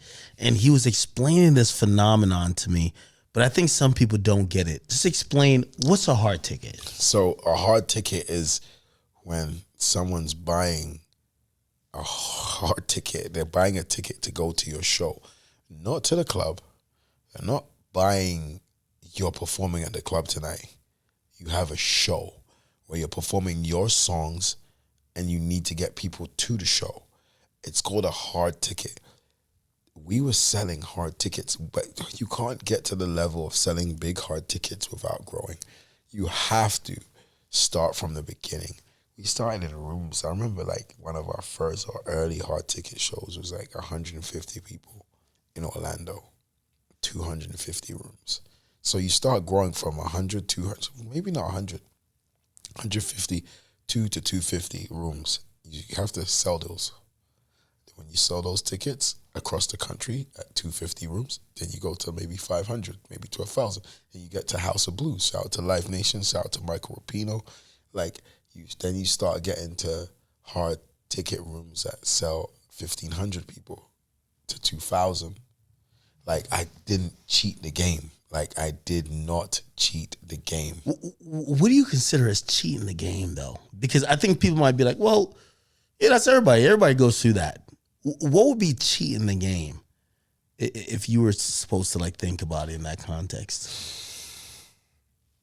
Is it just doing only clubs where like you're at the club and you're like, yo, I'm sold out tonight, but like, yo, everybody goes to this club on a Saturday in the Bronx. Like, what do you mean? That's what I mean by cheating. You being there is just an additive. That's what I mean. But we don't know how many people who left their house for you. Some people might hate this, some people might not. A lot of your favorite artists fucking cheated the game. You cannot sell tickets without building it. They look so big, some of these artists, but they're only selling out clubs. They're not selling out arenas. That's the difference. You understand? Like, the only person I ever saw, I can't even say cheat the game because he didn't cheat the game. The only person who actually took some of the beginning steps and missed the middle, because you have to build 150, 200, 2,000, 1,500, blah, blah, blah. The only person today who missed the middle steps, who started small clubs, small ticketing, missed the middle because they went to jail, this, that, and now selling arenas. Who you think I'm talking about? NBA Youngboy, right? Yo, shout out to Alex, shout out to the management. Yo, last time we seen him, he was doing pretty much like these clubs or like, really like 3,000 venues and that was huge, but now he's doing 15,000. He's the only person who did it different, who was able to he missed the middle step. He didn't miss it. He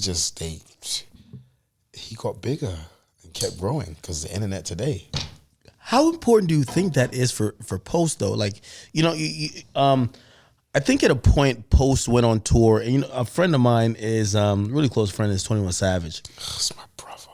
I think he took 21 Savage. That's my brother, bro. Really? No, bro, me? Yeah, both from London. That's why. Yo, do you know what's crazy? It's the brothers. No, but, do you know what's crazy about 21 Savage? Yeah. And that whole 21 Savage, bro, was when we talked about him even coming from London, because when he told me he was born in London, I was like, fuck off. I didn't believe it. Really? This is before all the ice shit? Yes. I believed it, but I didn't believe it. When he told me that he was from London. Yo, I want a DNA test on him. Yo, he went to Jamaica and he said he got family in Jamaica, and then he was like, he's from London. Of course he's got family in Jamaica. Yeah, but still Savage been calling my phone. He was like, yo, act. Because his connected family in Jamaica, they're in the parish, which is people might call a state. The same state. They're in the same parish. As yours? Yes. And he's like, ask your mom about these last. I'm like, yo, Savage, we're not related. I'm like, yo, what's going on, Savage? So we gotta figure out, this nigga Savage is all over the place. Savage from London, so if he's from London, he's Jamaican. That is kind of true still. You're either Jamaican or you're African if you black from London. That's kind of true. That's it. And he's Jamaican. I already knew that. So me and 21's talking, and he said it to me. He was like, yo, this is gonna sound crazy, bro. I can't make it up. He'll tell you. Because he left so young. He left at 6, 7 years old. So he didn't know. But he said, yo, I'm sure we're from the same hood.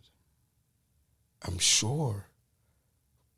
I grew up in the same place, Brixton. Bro, when it came down to it, I couldn't believe it that 21 Savage was born in my same projects. Really? Ask him. Ask him. Don't ask him. You serious? Bro, when he went back to London, he finally got his green card, this, that, whatever, where he could leave America and go to London. He was in my hood shooting this video. No, that's not your hood, man. Stop it, man. I'm not asking you, I'm telling you. Angeltown, Brixton. He was in Brixton Hill. I love Savage. No, he's a real one, bro. He's a real one. Doesn't put up with bullshit. Doesn't deal with bullshit. Doesn't want to deal with bullshit. And also incredibly smart. Oh, smarter than people think he is. That's one of the things that like I look at. Yo, when me and him talk, I don't know if I've ever said to him like, you know, if people knew you were this smart, they wouldn't believe none of this gangster stuff because they think gangsters are dumb. Yes. And when you talk street shit as real as you are, they expect you to be dumb.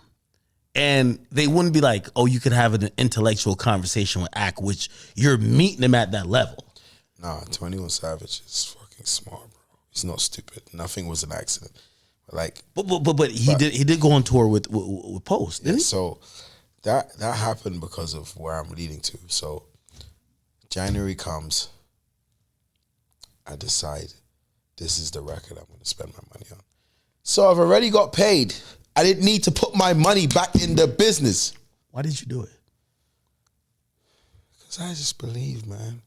You got to put your money in what you believe in, bro. I believed in Post. I believed in what we were doing. And I started having a little disbelief in the label. Really? Yeah, because they put out the album, it was gone, and now they were moving on to whatever else was hot. Do you feel like, okay, great, they sold us on a great plan when we signed, but maybe they still don't get it? So there's a billboard spread on this. You could go look at it. You could go look at the article. Like, I had one of my first biggest interviews was with Billboard. They asked me what was the turning point in Post's career, and this is about what I'm about to tell you right now. I took out 10, 15 grand out of my own pocket, bro, and paid for the video. Shout out to James Defina. I paid for a video and said, I'm going to pay for this video. I'm going to shoot it. I didn't know. This might sound crazy. I didn't even know the label had to pay me back because we're now signed. Like, so you can't put this out. You can't just put out this record and think that it doesn't go like that. So remember, this record was also on the album. So I paid 10, 15,000. Guys, you guys are at home looking at it like, what do you mean? The album's out. This video was not shot. It's not like today where everyone's filming content. It wasn't even called content. It wasn't even content. Yeah. We got content. yo, you're watching content now, but this wasn't called content then. So I go and I spend 15,000 on the video. First song I really believed in. I don't know what the hunch was. Of course I know what the hunch was. The record was a great record. January, February, December's gone, and I spend 15 grand on this video for a song called Congratulations. Really? The label couldn't believe it because what I did was go back to the old Dre. Forget the label. Forget all these people exist. That's what you spent your money on. Forget the label. Forget all these people exist. I'm now gonna like. I gotta get, because when I get Post up here, I gotta have it valid. So I want to be clear. For the record, Congratulations, which is one of his biggest records, you took the initiative and said, "We need to do this. We have momentum. We can't have it go in the reverse way. It was Let's already go with reverse. this." Remember, I told you it was already going down. That is, I don't know where it ranks on his top 10 or top 15 records. No, it was his first top 10. That was his first top 10. White Iverson was top 10? No. So this was his first top 10. White Iverson never hit no fucking top 10 in the charts, that's bro. some hip hop shit. White Iverson. Yo. Wow. What did you see in that record then? People, once again, back in my hood, to call me a dreamer, call me a believer, call me whatever. Like, I believed in that song. That's some A&R shit. That's what A&R shit. I believed in congratulations. So I paid for the video, and then it was so crazy. Shout out to my brother Quavo, because he was on the record. And then Quavo told me the day of the video, I flew him out from wherever, Atlanta.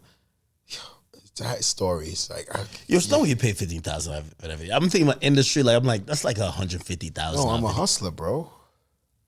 Quavo's coming with 8 niggas. Yeah, yo. You want Sweetie in the video? Yo, yeah. no. Yo, it's going. There was it's no getting Sweetie. mad, There bro. was no Sweetie back then. There was no Sweetie back then. Yo, Quavo comes and he told me that I need to fly him from Atlanta to LA for the video, and then I need to fly him. Bro, I can't remember where it was. Somewhere else. Somewhere up north, because they were doing the video. Do you remember the Migos video with in the ice with the snow all around them? Yeah. What was that video with the snow all around them, bro? I can't remember. You know the video I'm talking about? I know exactly what you're you're huge song. No, I know. It turned out to be a huge song. I don't remember what it was, but The video where they all got coats on and it looked Yes. like, I thought it was green screen. no, they were there. Reno, they was in Reno, Oh, California, where it was cold and snowing. It snows in California? Maybe it was North Cal, very, very north, before Canada. So I flew Quavo out to shoot a video, and Quavo told me, What'd he say? yo. You wasting your fucking money, man. That's what he said. No, he said, I want my money. I was like, what are you talking about? So he already did the song, he did this, but the label didn't pay him. He didn't get no clearance. Ooh. There was no clearance. They just, like... So he told me he wanted a certain amount of cash to even pull up to do the video. I was like, what are you talking about? So now you're realizing label politics and shit. Like this is probably one of the reasons why they didn't push the record, because they know the business wasn't all the way, whatever. How much is he taxing you? What year is this, by the way? Because I got to think about what Quavo we talking about. It's early. 2017. 2000. No, because I'm trying to remember what year the album came out. Migos popped off the 14. 2016 or 2017. I don't think it was 17. I think it was 2016. Well, regardless, around that time, they actually do a tour with Aubrey and the Three Migos. So like they're feeling themselves a little bit. Yeah, So I don't know. there's I feel like the Drake song might have came out by then. I feel like of course it did. Yeah. We're not talking about Versace, but they did a tour. This Yes. is right after, like around like So 2015, he told me 16. he's not turning up to the video shoot unless You booked him economy? No, booked in business, but like he said, How much money you wanted? He said he's not coming, bro. I need my 10 grand. I need my 10, 20 grand, whatever. I need it now. Okay, all right, that's doable. No, but he still, said that's some it bread wasn't though. doable because I had to find the cash. I And forgot had to you're the perform label at this point now, because like the money got to come from you, because the label ain't really tapped in. You got to cough up that 20 grand. Yo, are you looking at it like this? Like, yo, how much do I believe in this fucking song at this point? Are you going to post with like your post? Let's go halves on this, or are you just like, fuck it, I'm gonna make it happen? We're at a stage in our game where Post ain't take no money out of his pocket, bro. Post just collects. Okay. Yo, Okay. Dre, this is your problem. You're back in South by Southwest times, where you're like, I'm gonna make the magic happen. You're just gonna be like, wow, how did this happen? Cool. So I had to pay him. I remember getting the money 20 minutes, like the banks was closing. Like I had to find the money. You have to give him cash? Oh shit. So I give him cash, I find the money, whatever. Then he pulls up. Or I told him, yeah, I have it. Come to the shoot. We shoot congratulations. Thank God above. Next things that start happening after the record starts going viral from the video. The label didn't push the video first, right? So it started going viral, then they pick it up. No, then they know that they owe me money. You finally send the invoice in now. I have to send the invoice. This, that. My invoice was, of course, more than what I spent. Come on now. Come on now. Yeah, you played. Yo. You played yourself. Yo. You played yourself. Yo. So I send it in. I get the fucking money back, this, that. But like, it's going viral. Remember, album came out December 9th. January, no one's thinking about him. This is for all the people who feel like I didn't do shit, or for all the people who feel like a manager doesn't do shit. I need everyone to understand what a manager who does his fucking job is meant to do. Put out congratulations, viral. Him and Quavo, congratulations. It was still one of his biggest songs, yeah. Bro, it was just it turned out. Yo, now the label. This is how I start understanding how a label works. The label start now servicing congratulations. Congratulations. Reactive. Yes. Congratulations now starts growing up the charts. Became his first top 10. First top 10. Congratulations. And I say that to say this. His first number one was from my English brother, the big man, my brother who's your brother. While all this was going on, time's passing, but we're already on the next. You know, while this is happening and it takes long to grow something, we're already on to the next.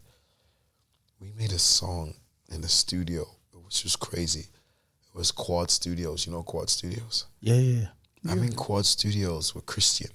Christian was in the other studio. Who? Christian. Christian Combs? Yes. Did he, son? I was like, wow, this is crazy. Oh, yeah, nah, he work on music too. He follows his father's footsteps. Yeah, I was like, I mean, the studio where Tupac got shot downstairs. Oh, yeah, nah. Yeah. That is crazy. I'm in a studio where Tupac got shot and he was blaming. He blamed. Stop. Yeah. Stop. Okay. Stop. Act. Don't. Sorry, man. Hip hop historian, just like you. Yo. Yeah. Hey, listen. Let me tell you this.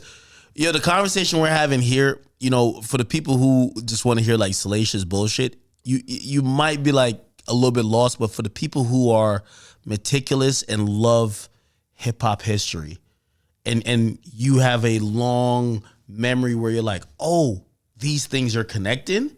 This shit is gold for you. It's a fact. Okay, so you're there, and what happens? So I'm there, and I'm like, this is crazy. We're playing pool, but Christian's here. Do you know the history of the studio? How would he even be here? And wow, I have to shout out today. Before I got here, I bumped into a beautiful woman when I was like getting a smoothie before I came here because I didn't eat all day. I ate yesterday. I ate too heavy. I said, I'm not eating today. I do that. Oh, you're on a diet? Me too. Yeah. Me too, man. No, bro. My mom made oxtail, though. She had the crib. Yo, I I had oxtail empanadas yesterday. I think, bro, shout out to the man who loves the oxtail. You have to understand why I go on. Yeah. So I bumped into Thank God's sister today on the way, and it's so crazy. Like, shout out to Thank God, shout out to his sister. The producer who was with Christian was a producer called Thank God. And he said, yo, do y'all mind if I come in and play y'all some beats? I was like, we just had this guy in the studio that was... Oh, too much talking. He's wasting time, blah, blah, killing the vibes. We don't like new guys in the studio. We all know that. Yeah, everyone knows that. Yeah. So I didn't want this guy to come in the studio because of the last guy that came in the studio. But I said, you know what? You with Christian. Let me hear walk on. Let me see walk on. Let me see what's good. This guy came in, played 2 free beats, and then one was the beat. What beat? One was the beat, bro.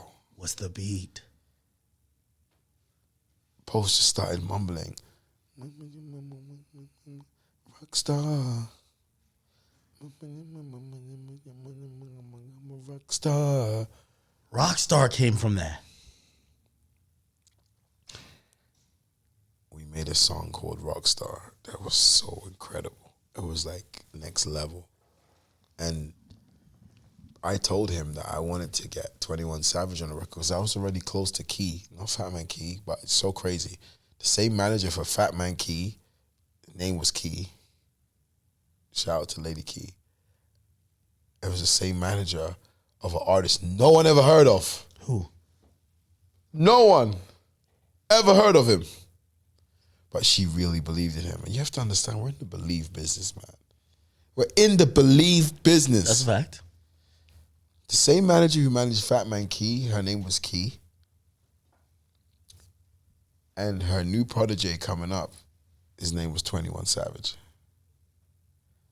So I reached out to Key and told Key I have a record for 21 Savage. He started growing. The mixtape blew up with him and Metro Boomin. He's already like, he's like... Yeah, he's already moving. Yeah, he's already moving now. Like, maybe not the biggest artist in the world, but like he was already moving. I was like, yo, we just made a mumble and a hook. And it's called Rockstar. And I need the right feature on this record because we only had a verse and a hook. I wanted 21 Savage post to say, no, Travis. Shout out to my brother, Travis. It's like, yo, no, I want to put Travis on this song. And I fought for 21 Savage. They went on a tour, him and Metro Boomin. He was at such a height where like 21 wasn't even looking, he wasn't listening to Dre for this minute. Me and him are texting nonstop. I'm texting him back and forth like, yo, when are you giving me my verse, bro? I need this verse. I have a big record for you in your career. After they went on tour, and you know, after the mixtape started, 21 hit me. I was like, yo, send me that song again. Where's the verse? Like, I'm about to put a verse on it. He puts a verse on Rockstar. I remember getting hit. We made the song viral before we even had the feature, or by the time, I don't remember if it's by the time we had the feature or before we had the feature. Chris Brown was hitting me. Everyone was hitting me because it was viral. Today, this shit sounds normal to you guys, but it was not normal. Like, the song went viral online before the song was finished because Post sat there with a Bud Light, cracked the Bud Light, and was playing it and bouncing. So the world was hearing Rockstar from his tweet. Yeah, no, I remember that. Wow. Chris Brown said, I better get the fucking verse, my nigga. Yo. People don't understand. Chris Brown gangster, bro. I love Chris Brown. He's my brother. Like, Chris Brown hit me, he was like, yo, Dre, I'm on that. I'm on that song. But he didn't know that I already had 21 Savage lined up for the verse.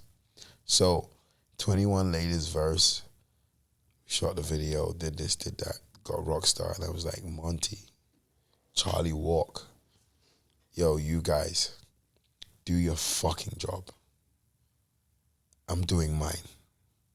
You remember that song that just went top 10? Congratulations. I'm back in the streets. I fucking did that. I put in the work. I went back to my old grind. I went back. Now I need you guys to match me what I'm doing. Post, me, we had the internet, clubs, this, that. Rockstar's coming out, and I just needed them to match me with radio because you don't go to number one without radio. They did that, though. They did it. I'm going to tell you why I love the two sides of the coin and why. See, he said they did that. I need to explain to you guys why sometimes a record label works. It was the first time I ever seen a record label work. Explain. We had the internet because we'd put a viral clip out where everyone's playing Rockstar. Just keep playing that clip. It wasn't even a full song. We had 21 on it. We had all these things that made up a hype for the song. So after we had all that, I told these guys, if you guys don't fucking match what I'm doing on the internet with radio, I don't want to talk anymore. I was so pissed because we released Rockstar. And I wasn't pissed because we released it. I was pissed because when we released Rockstar, it debuted at number 2. And I was pissed. I remember that. I wanted it debuted at number 1. I wanted the Michael Jackson. And radio was the difference. It was radio. These guys didn't push it hard enough. Charlie Walker was like, yo, Monty, I told you to listen to this guy. This guy is the future. Dre fucking London. He's the fucking future, Monty. Listen. But they didn't. They did a good job. But I mean, eventually it worked out. There wasn't enough radio It ads. did hit number one, though, didn't it? Bro, the next week. Okay. Yo, how is this guy so fucking knowledgeable? Can Yo, you tell me? I'm talking to Akademiks. I'm talking to Ak's team right now. Yeah, yo, like, no, I have to. I know you guys can't see them, but like behind the scenes, Ak has a fucking team. Yeah. Yo, here's the thing though. Yo, I hope we get her voice in this. Don't cut it out. I need to hear that. Like, yo, no edits. You know me, bro? No, hold on though. I'm serious. Yo, the idea of like debuting number 2 was a huge thing, especially even at the time. Yeah. Like, but I wanted to do Michael Jackson. I wanted to debut at number 1. Oh, you're feeling yourself. Oh, you were feeling yourself. I could tell. Yo, you probably walked into that public office like, come on. You're walking in like Vince McMahon. Like, you know, Vince McMahon be walking in with his shoulders and shit. You were moving in there. I was feeling myself. I'm moving the needle. I just had a top 10. Congratulations. You guys are still thinking about the old album and streams and what's happening there. I'm already moving on. I have a song called Rockstar. Can I ask you a question, though?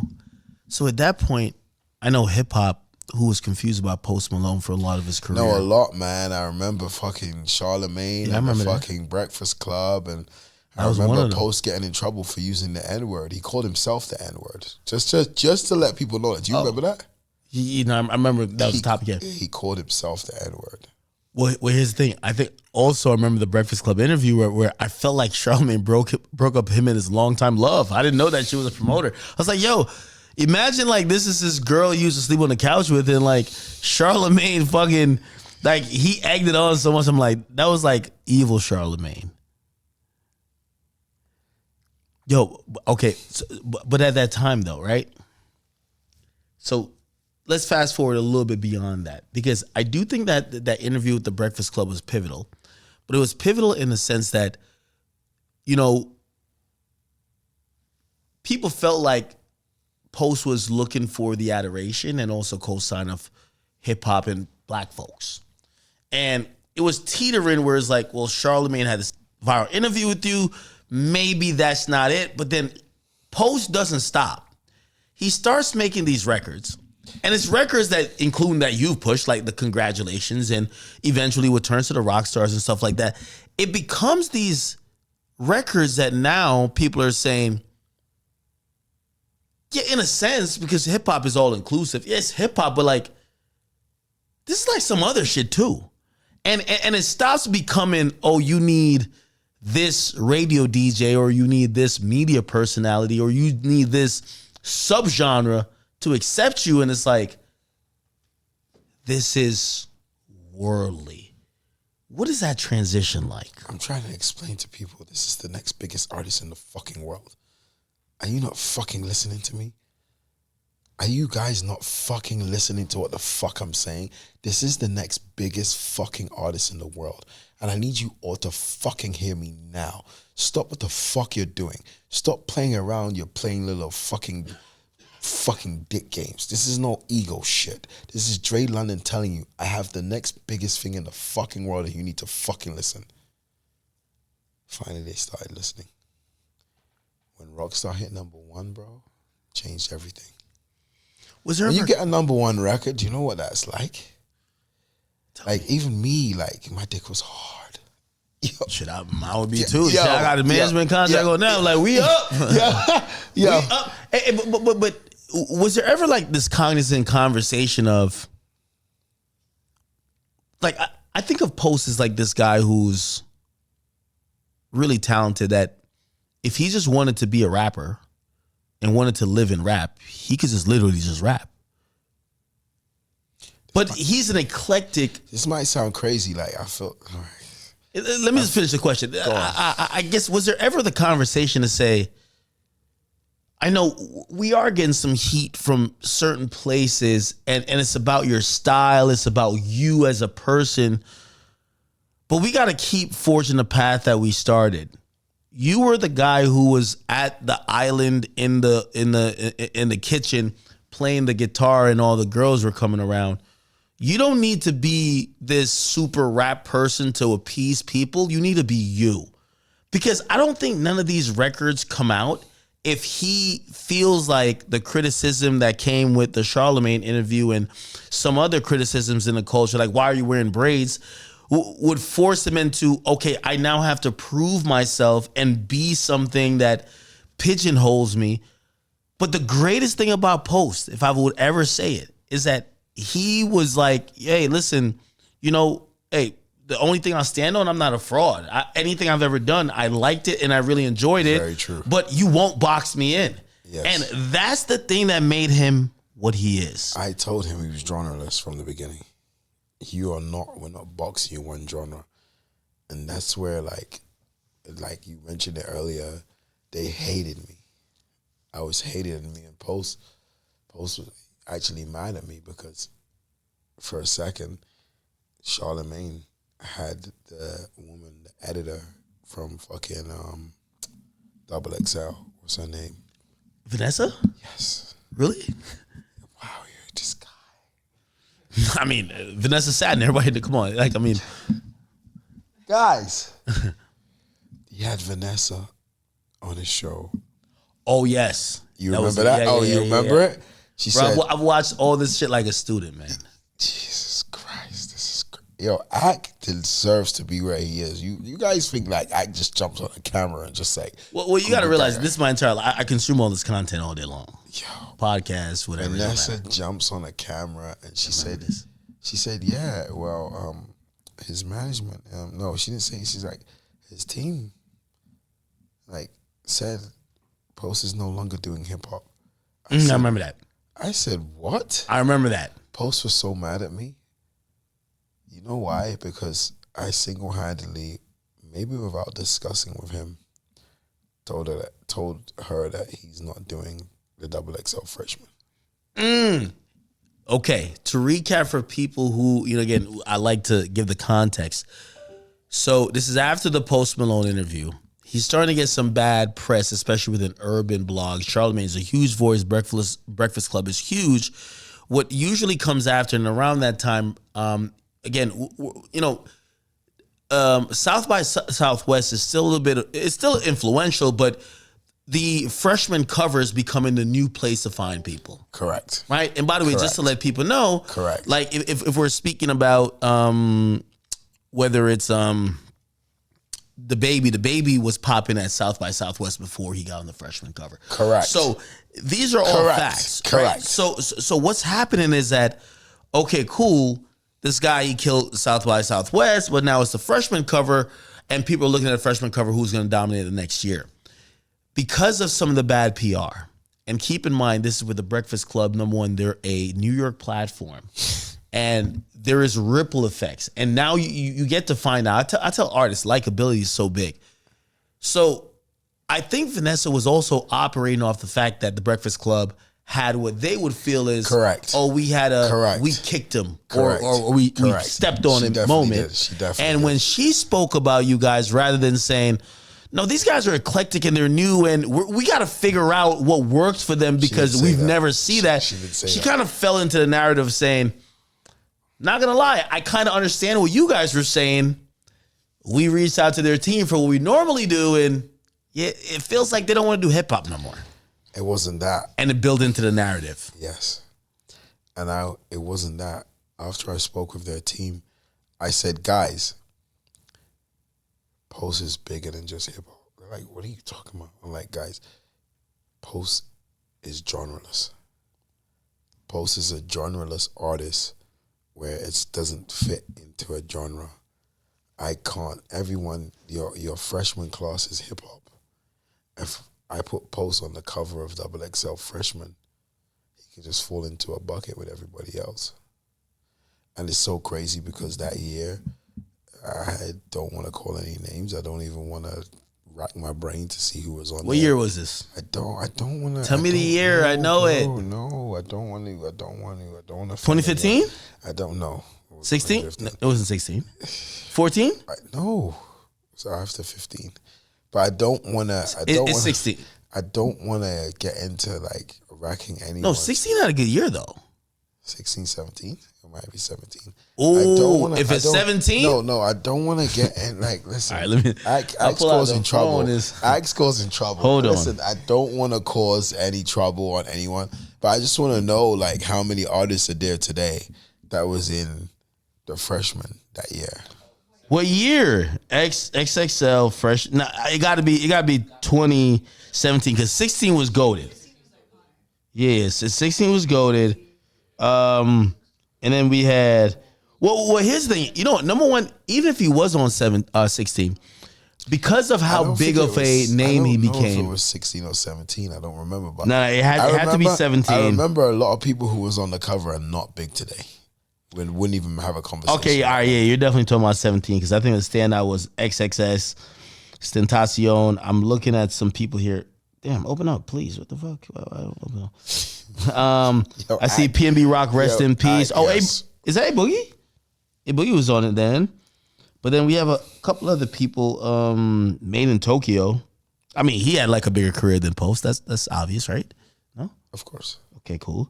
Wait, Kyle. He did a movie. Post of it. Oh, actually, y'all watched a movie with Post last night. I actually looking for. We were going to interview that. I watched a movie. It was the Spencer Confidential movie. Facts.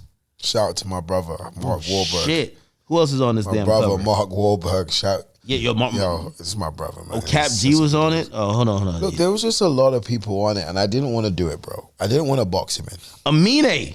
Amine popped off. Yo, I'm just saying, 2016, 2017, I don't know what year it was.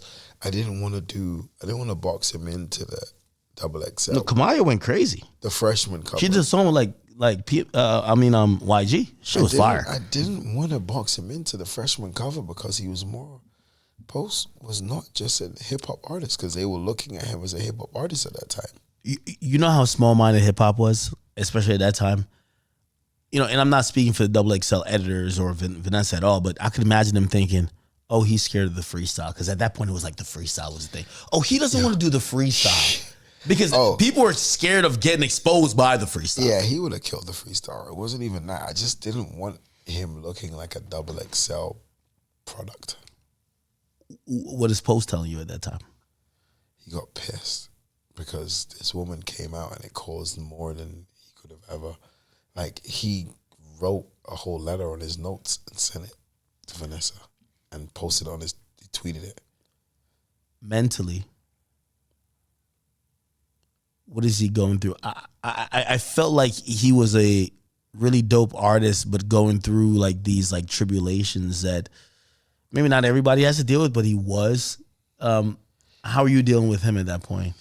It's crazy, bro, because we had the XXL thing, then we had the N-word thing. And like, he told me I was leaving him vulnerable. And I told him I'm never leaving him vulnerable. I'm right here beside you. After that whole N-word thing, we went to Atlanta and DJ Drama, he's walking out to DJ Drama on fucking Atlanta radio. He goes, yo, it's my favorite. No, it was a 2016. Wait, hold on now. Stop. No, it was 2016. Look. Why? No, I just got a clock. As soon as you said he wrote a letter, he wrote a letter in 2016. I won't leave this alone. I moved on. No, hold on. Now we got to have a real conversation. Guys, I won't leave this alone. I'm trying. Yo, no. I'm gonna be honest with you. He definitely deserves to be on it. Look, guys, but it was a really good class. Maybe we could kick off Designer just because he jerked off on a plane. But like back then, he was popping, right? G Herbo, like he got a hot record. He's still beefing with his girl. Lil Dicky, for whatever reason, was like I think maybe people thought Lil Dicky was gonna have the career Post was gonna have. Like honestly, but like Lil Dicky felt like it was more of like a play in the moment. It was like parody. And people thought for a second that Post was parody instead of a real artist, right? Yeah, because they saw a video that he put out, like gaming video or some funny video that he put out before. Anderson .Paak, legend, just really good, dope artist. 21 Savage, deserved. Dave East, it's a New York thing. We just gotta let him be, right? Denzel Curry, I'm still letting Denzel stay there. You gotta put Post though. Again, I think Post was probably on the brink. No, hold on. If we got to kick somebody off, of course we would kick him off for Post. But I'm gonna be honest with you, and Vanessa, you owe me one for me. I'm gonna keep it 100. Vanessa, he's standing up. Heavy. No, I'm not even standing up for her because we just squashed our beef like not too long ago, or I don't even know if it was beef. I just want to say, if 2016, I don't know I had the belief. Like, I was a later believer, and I wonder how you take that to other people. Because I'll tell you this: when I met Post, I'm doing Everyday Struggle. We go to remember that. We go to the BT Awards, and I met him, and he was fucking chugging beers like at the bar while we were on the way to the fucking red carpet where all the shit happened with Amigos. And I remember saying, yo, how the fuck do we have, and we both said on the show, how do we have anything bad to say about this guy? He was the coolest guy. No homo. He smelled amazing. No, bro, because everyone thought he stink, but I told you. He smelled amazing. Post-wash, he takes showers. Yo, he smelled amazing. Yo, we were like, he was the nicest person ever. And you was like... Yo, and I remember saying, me and Joseph were like, damn. Yo, Joe Budden? Yes. Yeah, I remember that. Wow. Of course. I remember that moment. Yes. Wow. I remember that. We did the same walkthrough. And I remember saying, yo, this guy's a dope guy. And I'm only saying that to say, again, not defending. Well, I guess I am defending Double XL. That was 2017 that happened. But what you're talking about is a year before. And hip hop was kind of like, we really were thinking this is a joke. It's not gonna last. Like, we don't know about the artistry. They thought it was a gimmick. But also, I'm like, guys, I don't want to pigeon him in one hole. And that was before me releasing. I just want to go flex, gold on my teeth and on my neck. Yeah, but like, yo, when Congratulations came out, I think everybody was just like, all right, let's get in line. When was that? Congratulations was 2016 for sure. No. It got to be like around 17. It was 2017. So that was around then. Because the album came out 2016. It was 2017. You're right. But you got to remember 2016, we're like, yo, okay, you got this one song, but we're buying it. There was like a propaganda saying, yo, he's only popping because he's white. Yo, he's kind of getting like unfair. Everyone told me that, bro. Yeah. And he was getting unfair treatment, man. That's why nigga Birdman calls me like every 3 hours now. You ever met Birdman? Yeah, we met one time. Oh man, Birdman's a go. Birdman's a go. Real nigga. Yo. Let me just text him. I'll call you right back. Yo. I fuck with Birdman. Shout out to Andy. Andy loves Birdman. Mario's manager, T-Pain in the past, this one, that one. He loves. Andy fucks with Birdman so heavy, my brother. Like, he fucks Shit. with it. He's like, Birdman, I've seen it all. Okay. So, all right. So we're back on track. So Congratulations going crazy. We're at like 2017 at this point in this timeline, right? Yes. At this point, he's like taking off where like, I remember me being on Twitter saying, yo, we're claiming him. Even if he doesn't want hip hop, he's one of us, because his success is not looking like hip hop success. It's looking like complete pop star success. And it's, people are wondering, is he hip hop at all? What is it looking like from the inside? Congratulations going crazy. There's other records. Rockstar went to #1 too. Don't forget that. Rockstar. Is this before? There's another record that comes out. It's like some movie shit. I can't remember what it was. Which record? Shit, it wasn't 2017. No. Okay, no. Of The course, record you're thinking about wasn't 2017. Yeah, no. We're moving on. But what I'm saying is that when Rockstar comes out, Sunflower. Yeah. So yeah, but him and Sway Lee. Yeah. But what year is that? 2020. Go look. God. Yo, what year did Sunflower come out, guys? All I remember is that he completely turned up 21 and he completely turned up Sway. Look at me. I don't care who you are. I brought my brothers in. Yo. That's why, shout out to Sway Lee, man. I don't ask for favors, but whenever I do, when I say Sway, I'm doing this Don Londres, I'm doing a Don Londres movement. We'll get onto that before we finish, but like, whenever I tell the real niggas, I hit 21 tomorrow, even if I don't have his number, I hit me fucking Meezy. I could hit, and I'm like, yo, I need to talk to you. these guys all fuck with me because I did that. It's so crazy you're saying this. I did that, bro. I had to bring. I don't care who cares whether, like, yo, you got me after Don Londres today, so I'm just telling you that like it is. Like, I brought my brothers in, bro. Like, how many brothers did I bring in, bro? What was that decision like? How many brothers? You told me, like, I put 21 Savage on tour. That's what I was going to say. What's that decision like? Security was, yeah. What's that decision like? I was hated. Really? Not by Post, bro. No, but what's that decision like where it's like, not by Post is out of here. Why bring Savage along? Smoke, man. And again, that's my guy. Oh, you come on, man. Yo, like, what's that decision like? Oh, we're going on this tour. It's going to be sold out with or without another person who's kind of notable. We already sold the tour out. Yeah. Do you have ice? Yeah. We already sold the tour. Excuse me. Sorry, podcast. It's the thing with Ak, why he's fucked up. Like, Ak, he gets you into these deep conversations where you because I got a million questions. Where you start like his historian fucking hip hop. Like, shout out to Emmanuel. He told me, Dre, you better be prepared for this. Yo, when I seen Post go on tour and I seen him Drew for Savage. No, that's this Dre. Before, I don't care who hates me or if you hate me, you don't hate me, bro. I push for Savage on tour. 21 Savage has to be on tour with Post Malone. We have the biggest record right now called Rockstar. We're touring off of a record. I don't care how big the album is. Okay, I do.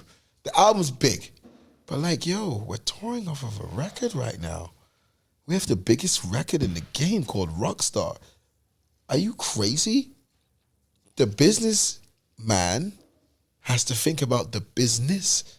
So I'm like, yo, we're touring off a Rockstar. We're going to go do a tour of Rockstar. That's fire. Okay. We're going to go do a tour for Rockstar, and who likes it or not, you know how much tickets we sold? Yo, shout out to 21 Savage and his team. We actually sold more tickets because the record Rockstar was so big, so people knew they was watching 21 Savage and Post. Bro, I bought Opposites Attract, man. Do you understand that? I bought Opposites Attract. When you said back just then, like, I can't even believe how long this is going on. This is 2018. Okay. I wanted to make some of the biggest records that was possible. And for me, crossing genres was the best thing. Because I didn't want to make nigga music. Even though I'm a black guy, I didn't want to make nigga music. I wanted Post to make Post music where he owned the genre, but I could bring niggas in. Yeah. No one else can say that. You're getting the best fucking podcast, interview, whatever the fuck you like. I don't know if maybe the Don Londres is kicking in. Like, bro. No, but you're asking me real shit where I'm giving you real answers. I wanted to cross the world, man. And I knew if you cross the world, you gotta have black and white people both together.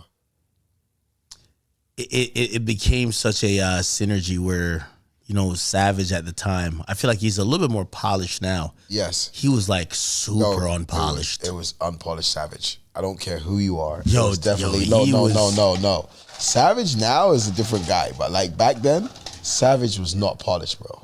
Yeah. He was not polished, bro. There was no polished Savage then. Zero. He was coming from the street of Atlanta. Yeah. Smart guy, but still, like, you have to imagine these type of records are not normal. Correct.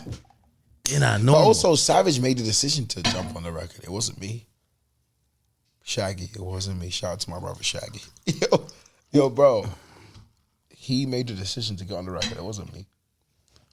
Okay, so all this is happening. By the way, I'm telling you, Post just gets out of here. How is his life changing? You've been with him since y'all was sleeping in the studio. Yeah, how was all this experience? I got my apartment and I slept on the couch and gave him my bed.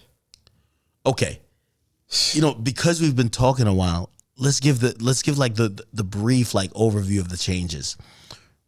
There's a time there's like co-managers. You had to like kind of be really on the ground, hustling out everybody. Now it's at the point where your move's a little bit more cool. It's a little bit more dope where like, yo, yeah, I got Savage for this, rather than you being on the ground trying to convince everybody this guy's the guy. It changed. How is life looking for everybody, including you, Like, again, remember, I'm still thinking about that money you even had to give to Quavo, where like, okay, you're getting some money in, but it's like, yo, instead of like go buying a chain with this or going I never blow it. Okay, yeah, I have a chain. A diamond chain. Well, I'm talking about at the time. Like, you can get anything you want now. But no. Even back then, like, bro, it was around that time when things started going crazy. When I don't want to say I made my first million, but like I was making hundreds of thousands. I was on my way to my first million, bro. This guy right here, Emmanuel, he knows me before I had $1 million. He knows me when I was struggling, bro. When I was hustling on the streets. When I was doing what I was doing today. That's why I love the full circle of life. Around that time, I got my first. I don't want to say it was then because I don't think it was then. It was after when we did arena tours. When we did arena tours, it was changed everything. But like, you're right. 21 Savage made the decision to get on that record. And it wasn't his manager. It wasn't anyone. 21 Savage made that decision. And that decision, I don't want to say it helped make 21 Savage what he is today, but you're going to tell me it didn't do anything? Oh, no. You're going to tell me that record didn't help 21? 21 Savage had his first number one. He got his first platinum plaque doing Rock Star. Shout out to Metro Booming. He got his first top 10 from doing Congratulations. I was the guy in the background doing the black things, man. I might be... Am I lying, Emmanuel? I might be, you know, and again, I think my hip-hop historian memory is pretty good, but I remember seeing Savage on that tour, and he looked larger than life because he was a street nigga who was, I think it was co-headliner. I can't remember how it was seen. No, bro, he was like he was on co-headlining. Yeah, he was on this tour, and we wasn't in the arenas then. Yeah, but like we was on our way. And then after that, I remember he got with J. Cole and they did something, and then he got with Drake and he did. And of course that changed because without that, I don't think we get, which I think is the quintessential game changer album for him, which is, you know, I Am Greater Than I Was. It's a maturation coming of age album that is from a street nigga that gets into a position. And it comes after he's seen success, not just like doing a couple local clubs. He's out with Post Malone. And they're doing the number one song in the motherfucking country every single night. We're touring every night, and 21 Savage is doing the song that got him his first number one. Like I don't give myself no fucking pats on the back. I don't give myself any, like, maybe this is the first time that I'm like just thinking about the history, because you're actually, it's gonna be real history. Like, it's where I came up to. Me too. Remember all the things I told you in this before. Like, I'm now coming up too. Now I'm meeting more guys. No homo. Pause. Now I'm meeting more guys who are rich. Now we got a number one record. I'm meeting the rich guys now. I'm meeting... Post is out of here, man. Hey, yo, at this point, remember we looking at him and like, yo, it's one... You know how funny the hip-hop industry is. At first, they're like, man, get him out of here. He's not a hip-hop. And then when he's getting so much success, yo, he is hip-hop. We're counting this. Yeah. Yo, his success is hip-hop, right? It's one of those. Post's numbers are now our numbers. Yeah.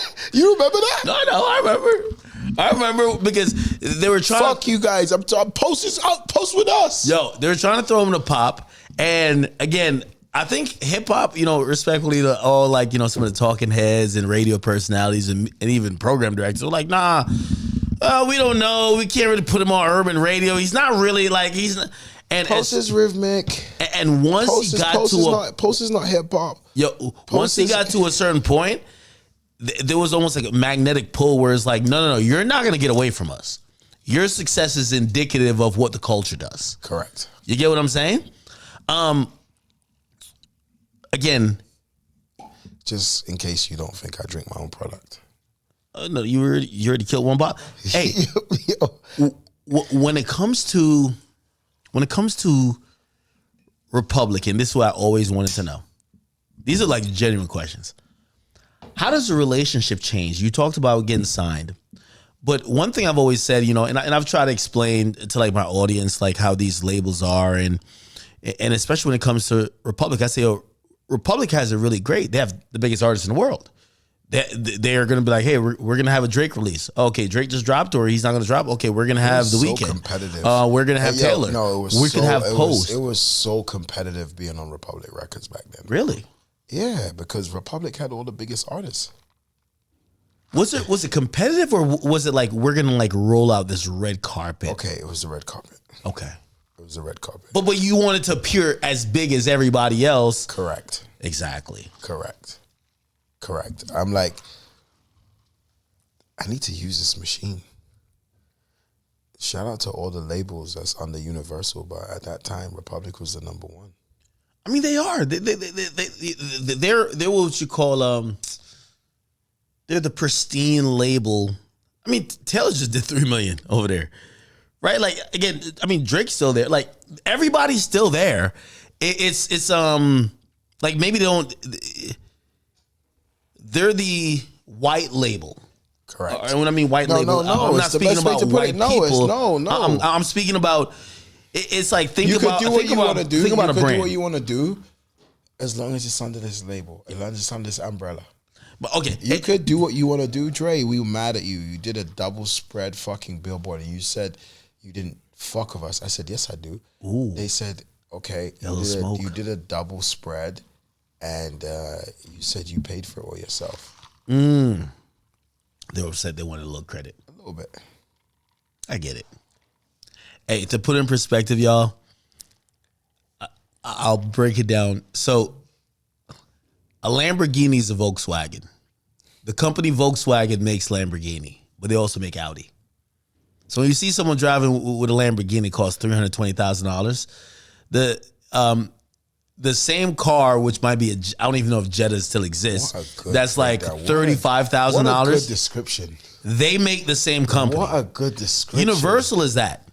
Republic is Lamborghini. Correct. Right? So Republic wants to put out the biggest and best artists. And for some other smaller artists, they're like, oh, you're really good at rapping, but there's a ceiling to you. Go over to Def Jam or go over to a couple other places. But if you're on Republic, you're expected to be the biggest Lamborghini. Yeah, the biggest. That car. Is some pressure there too. The biggest car, yeah. I had to live up to that pressure, and like I thank Republic today because it made me think how I thought. Like I said, like Post isn't just in one genre. He's not in one lane. We're gonna put out the biggest. I'm looking at the biggest pop stars. I'm looking at Drake. I'm looking at all these guys. And I'm also getting advice from my friends. Remember, I told you I was in the background of the game before that. So, like, I went to Republic because some of my friends was at Republic. Some of my friends was doing business with them already. As an artist, you don't. The Weeknd's still over there. Yeah. As shout out to Sal. Shout out to Cash. Yo, shout out to Future the Prince. Shout out to I was getting advice from all of these guys, man. Okay. Did you exit the team at a point? What team? Post. Did I ever exit? In terms of, because currently you're not like hands on, and I don't even know his current status. Like, are you still as involved as you used to be? No. Okay. Why? Because I think arguably, and now I'm going over Post's career. Emmanuel told me this would come up. Well, hold on. Listen, I know I'm gonna get to some bullshit because I do know the history. So I'm thinking about Post's career. Post got to a point. There's a little bit of a lull. I couldn't tell what it was. I couldn't tell if it was personal issues or whatever. But he was definitely figuring stuff out. And I don't know. Things felt different, and it felt like a reorganization. I don't know the full story, and genuinely I don't. And I wish I did. Because if you're about to bullshit me, I would call you on it. So I'm gonna give you a chance to bullshit me on whatever you about to say. But usually, I have all my ducks in an order that as soon as you start the bullshit, I'm like, But but I never saw no big inflated media drama. But I did notice differences, and I remember I felt like even from your brand, you're like, hey, listen, there is no bad blood, but I am focusing on a lot of what I've cultivated, and I love where I've started from, and I love what I've helped build. But it is what it is. What happened? And tell me the time period, please. You can bullshit me, but you know I'm gonna double back. I'm going to double back on this, and I'm being honest. I don't know the information on hand. After 10, 11 years of being a manager is like a glorified babysitter. Yes. Say that again. It's a glorified babysitter, man. A manager's what? It's a glorified babysitter. It's a really tough job. Yo, bro. After 10, 11 years of being what you just said, I had to, I remember, I'm not going back, but, and this has nothing to do with what you just asked or what you said, but I remember 2017, man. I had my first biggest argument with Post. About? We was in Italy. And it was the day after July 5th. His birthday is July 4th. But that's how American Post is. His birthday is July 4th. Wow. July 5th, we're in Italy, and I had my first biggest argument with him. And it was the first time that I woke up. What do you mean? It was the first time.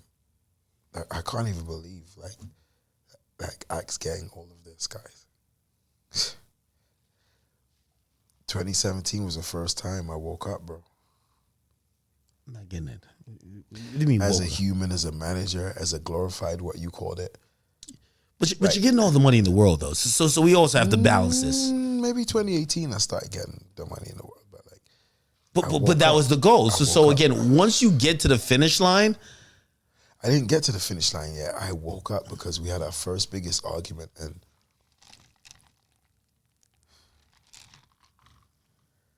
I have to be careful what I say. The lawyers watch this too. Your academics. The lawyers, whatever lawyers, if there is lawyers involved, they're definitely watching this. I ain't gonna cap with you. But wait. 2017, we had our first biggest argument, and what was that argument about? I'm pushing him around too much. I keep pushing him, and he got to. Remember, you said Post. In what sense? I'm pushing him so much that he thought that now I'm pushing him too much. And his agent's now pushing him too much. But the agent wasn't there I got it. The manager gets all the bullshit, bro. You know that, right? I know. I can't even play video games anymore. I don't have a life anymore. You're doing this, you're telling me do this, you're telling me do that. I can't listen to you anymore. I don't work for you, you work for me. There's a part in the artist's life when they come to that stage, bro. They start feeling that. How do you deal with that? Bro, the argument was so deep that even Post might not even want me to be talking like this. The argument was so deep that we both had tears. My boy was kicking me in the leg like, Dre, shut the fuck up. Shut up. Stop talking like that. But it's probably built up emotion, so. You're in a press business, man. And that was a time what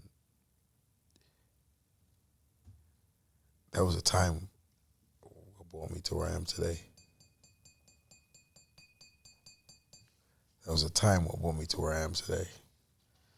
Because he said, I don't work for you, you work for me.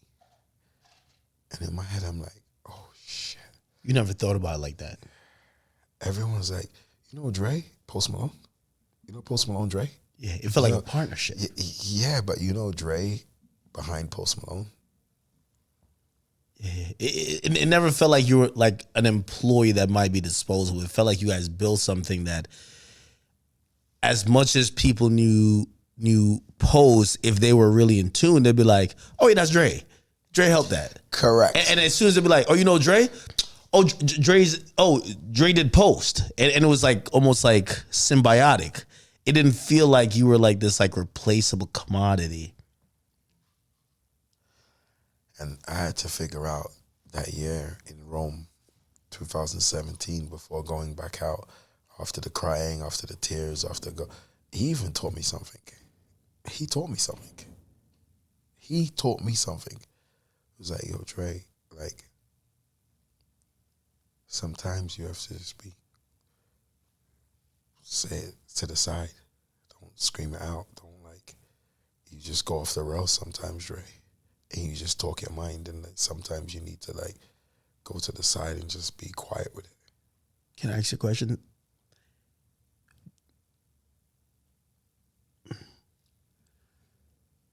And you know, again, I don't chop up interviews like that anyway. But if you watch this, I told you how Birdman called me, and I admire certain things about Birdman. He's an executive.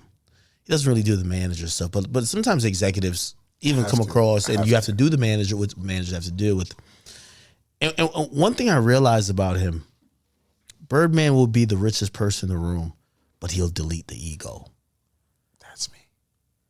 Deleting the ego is really tough. So. Because sometimes you gotta listen to a motherfucker say certain shit to you, slick comments. Hey, I need this, do this.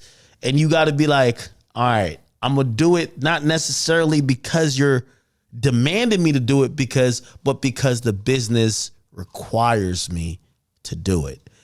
And that discernment, I learned quickly. Yo, I try to sign niggas for a little bit. That was realized. I'm like, yo, I'm too rich for this shit. I'm out of here. Peace. But you have to put those things aside. I had to put the ego aside. I listened to him and he was right.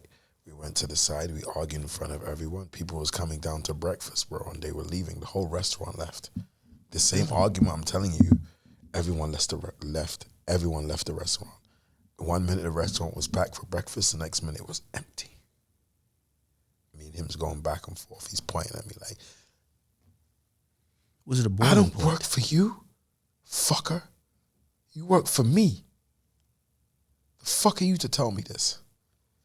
I'm not listening to you no more. It was crazy. But that was like... What do you think led up to that boiling point? Because I just kept pushing him. It was like 2-3 years in, and I've been pushing him for many years, and like now he didn't want me to push him anymore.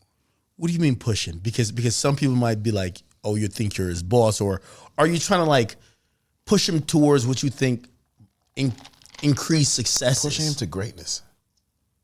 As you did when people wanted to lowball him, and you're like, no, we're not doing that. Correct. So you felt you were doing the same thing. Correct. I was doing the same thing. But now things have changed. The bank accounts look a little bit different. Yeah. And he's also probably thinking like, I'm at the peak, motherfucker. There's no pushing me. We move at my pace. Correct. And I learned the most important thing that day. What was that? Are you Dre Post Malone? Are you Dre fucking London who built this business? Are you in the fucking Post Malone business, or is Post Malone in the Dre London business? I've never said that on camera. I had to talk to myself. I said something that I won't repeat on camera. I said something at the end of the argument that made the argument go. I said, bro, I can't say it. I said something deep.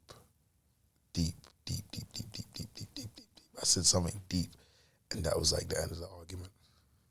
Something I came out with, we were going back and forth, and I came out with something deep. And Can I ask you a question of reflection?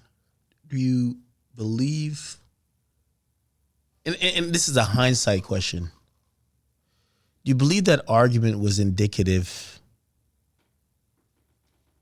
that you had changed, or maybe he had changed? Or maybe you both had changed? Wow. What a great fucking question. I feel like the argument was like both on another level now. It was hard to relate to and probably like put aside certain things that would normally be like, you know what? Fuck that. Let's get back to it. I told him that, you know what? It's cool. You want to say I work for you? It's cool. I'm going to leave you to them. I'm going to leave you to these people who all Google Gaga you. I'm just going to say that in the nicest way to say it possible. I'm like, yo, I'm going to leave you to all these people. I'm going to leave you to these people because if you feel like I work for you and we don't work together or you don't work for me or whatever, like I'm going to leave you to these people and you can figure out for yourself. I'll leave you, and I'll never forget, like, riding, because, like, he always wanted to be, we'd be in Rome, and he wanted to ride scooters. Like, we'll pull up somewhere for dinner, we'll pull up somewhere, take off the helmet, and people were like, in Italy, were like, oh my God, Post Malone. They can't believe he was riding a scooter. Like, we'll be in Rome, riding around, and, like, I remember getting on the plane, man, leaving that country, man, leaving Italy. And I said, you know what I told you earlier, like, are you in the Post Malone business or Post Malone in the Dre London business? I went back to America and changed my life. I wouldn't be sitting here if I didn't have that year. If we didn't have that moment, that argument, I wouldn't be sitting here right now. You wouldn't be interested in who I am if I did not have that argument that day. So what happened in direct aftermath? Did you quit? Like, did he fire? Like, what happened? Because it also feels like two brothers kind of, you know, hey, you know, he might be feeling himself like, man, I did all this shit myself. And you're like, brother, did you forget? Did you forget those days? I went back home, and when I got back to America, I was like, you're going to move different, Dre. The argument's over, and we cried, we this, we that, we laughed, we teared, we had like whatever. But like after that, it was like, Post Malone is in the Dre fucking London business. And if the whole fucking world doesn't understand it, now I'm gonna fucking show you. I moved back. I didn't move. We flew back, and I left Italy. We flew back to America. We was on tour across Europe. Blah blah blah. I got back to America, and I said, and that argument still lingered, even though like you guys are clearly around each other, but it still lingered to say, I can't live like this. For me, for my life, for my future, for my kids, that wasn't even born then. I said, I have to show the world that when like this brand is moving in a certain way, and I need to like clear it up. Let me ask you a question. I need everyone to see that Post Malone is in the Dre London business, not Dre London in the Post Malone business.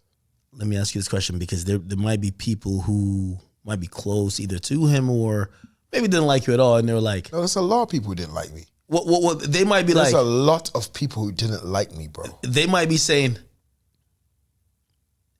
this motherfucker is making shit up because he didn't realize Post no longer needed him and dismissed him. So he's gaining some extra sense of importance. And he thinks that it's like one of those like, yo, y'all ain't fired me, I quit. Like, bro, like you got fired. Like you were no longer needed. You were probably holding the team down. You were having people regress and maybe got to a career. And I do hate this about artists. Do you know how many people I made millionaires? Do you know how many millionaires I made in America as an English guy, as a Jamaican? Come on now. Talk about it. You know how many people I made millionaires, bro? I had to check myself, man. It was a self-check. That moment was a self-check for me. I was like, wow, I made you a millionaire. I made you a millionaire. I made you a millionaire. I made all these people millionaires, bro. But yet you're telling me I'm a servant to you? No. This is the Dre London business. Yes, I'm not the fucking artist. Yes, I'm not the fucking guy. I'm humble. But I had to realize for the first time, for anyone who's not the artist that's playing the sidelines, shout out to the manager's playbook, shout out to my guys, shout out to like so many guys who I know and I'm so close to. Like, there's a realization moment. I had to like figure out, like, hold on. When we go back to America, I'm changing this whole fucking brand. It's probably why I'm not there today. You asked me the question in the beginning. Probably why I'm not there today. I'm not going to be the quiet mouse in the room, bro. I was like, yo, we're in the Dre London business. Dre London built Post Malone. Post Malone didn't build Dre London. Post Malone built, yes, Post Malone had big records. Post Malone done a lot, but I had to let people know Dre London built Post Malone. And it became the branding when I got back off that fucking argument. As I got back from the argument, I said, everyone needs to understand this is a Dre London business. And I started building my name after that. He might not even know it. He might be just hearing this just now. I feel like he has. Well, here's the thing. Well, I look at and I, you know, I've seen so many of these great. You know, I was excited when I met you. When I was excited when I met you. In LA? Yeah. Shout out to my entertainment lawyer meet. He had me meet you, and the first thing I said, because he had me meet a lot of people. I think maybe even the same weekend I even met Scooter Braun, and I was, you know, I've always been saying, you know, I love the artists. The artists are always enigmatic. They're always like, you know, creative, but a lot of times when you meet the guys behind them, you start to see true genius. You start to see true hustlers. You start to see the guys who really do shit. And I remember that meeting, bro. When I met you, I was just like, okay, so this is the genius behind it. And that's how I've always felt. Shout out to Alex. You're another genius too. Yeah, and by the way, Alex, young boy. Yeah, of course. Yeah. Alex Jr., yeah. And by the way, this is no disrespect to like any artist, but specifically when I meet a lot of these guys who are managers who have done this shit, I'm like, the fans will always herald the artist name. And by the way, I'll be very honest. I'm going to be clairvoyant with you. There's going to be a few people who watch and be like, yo, this nigga is tweaking. We just love Post. And they have no idea. No, you're right. No, you're right. They're going to be like, this guy's just full of himself. Bro. You're right. And I'm humble. I'm not full of myself. Like, you're right. No, because you're fans, right. And this is why people never go at artists, because fans are trained to believe the artist, believe that there's so many talented people that could have been, but they never had the people around them. I like that sound. How good is that? Did you engineer that? Yeah, I did. Okay. Yeah, that's like, yo, I've always told people like with a G-Wagon, I'm like, yo, that little snap when the door hits, I'm like, that's a selling point. It's a selling point. But do you get what I'm saying though? It's like there's gonna be people that say, yo, dude, you're full of yourself, bro. Like, it's Post Malone who made you. Yes. Look what Post became. Yes. A lot of people say that, man. I don't like this guy. Forums, this, that. Like, I don't see all of them, but like I see some of them. People send me screenshots. Like, why do you think that artists get to that point? I was even watching. I don't even know the current situation with Bieber and even like Scooter, but it feels like, you know, the person who helped him get to pretty much all of this success. It's a really strained relationship, and I kind of wonder what it is. Is it egos clashing? Is it, you know, I hear this. This is a nigga conversation. It's crazy. I always talk to Post about the Scooter. Really? I always talk to Post like from the beginning, bro. We went on tour with Bieber. Yeah. People forget that. Oh shit. You think this Post just blew up, bro? We went on tour with Bieber. 2016. I had to tell 1738. Fetty. No, it wasn't Fetty. Yeah, Fetty. But it was Fetty's team who signed him. He signed him a production deal. Knit the Grit, RGF Productions. RGF. Shout out to man. RGF Productions, New Jersey. Listen, I remember when I was trying to tell them about breaking Fetty on the other side, and they looked at me and laughed. It's crazy. Years later, they was calling me. No disrespect. I fuck with them heavy. But like they didn't, bro, it was at a time when they didn't think I knew what I was doing. There's a lot of people who didn't think I knew what I was doing. You understand? Years later, we see the difference. Like I said, 2017 was our biggest argument. And I had to go back to America and I had to think, how am I going to change this? How could you walk away from them millions, though? I always think about that because I'm like, you know, if I put in so much time into where we were nickel and diming and I had to invest, even if it's not the most, okay, this person's talking to me crazy, yo, I'm sticking around for when the bread is buttered on both sides. I need that. Okay? Right? So it's like, you know what? I might be 1 foot in and 1 foot out, but like, you're not getting me out at all. Right? You know, like I hustled with you. He warned me he was going to be talking like this. No, I'm serious though. He warned me. You don't think about that?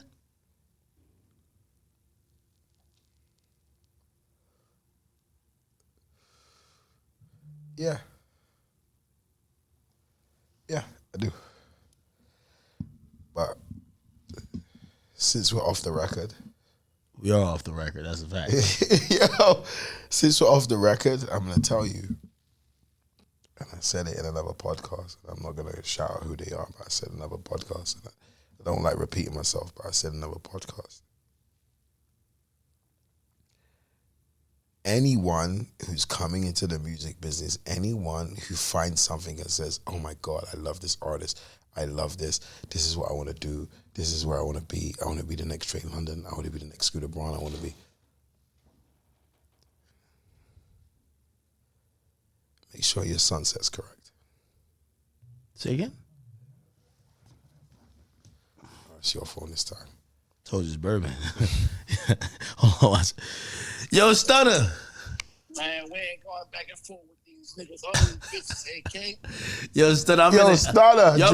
I'm in an interview with our Dre fucking London. Dre London right now.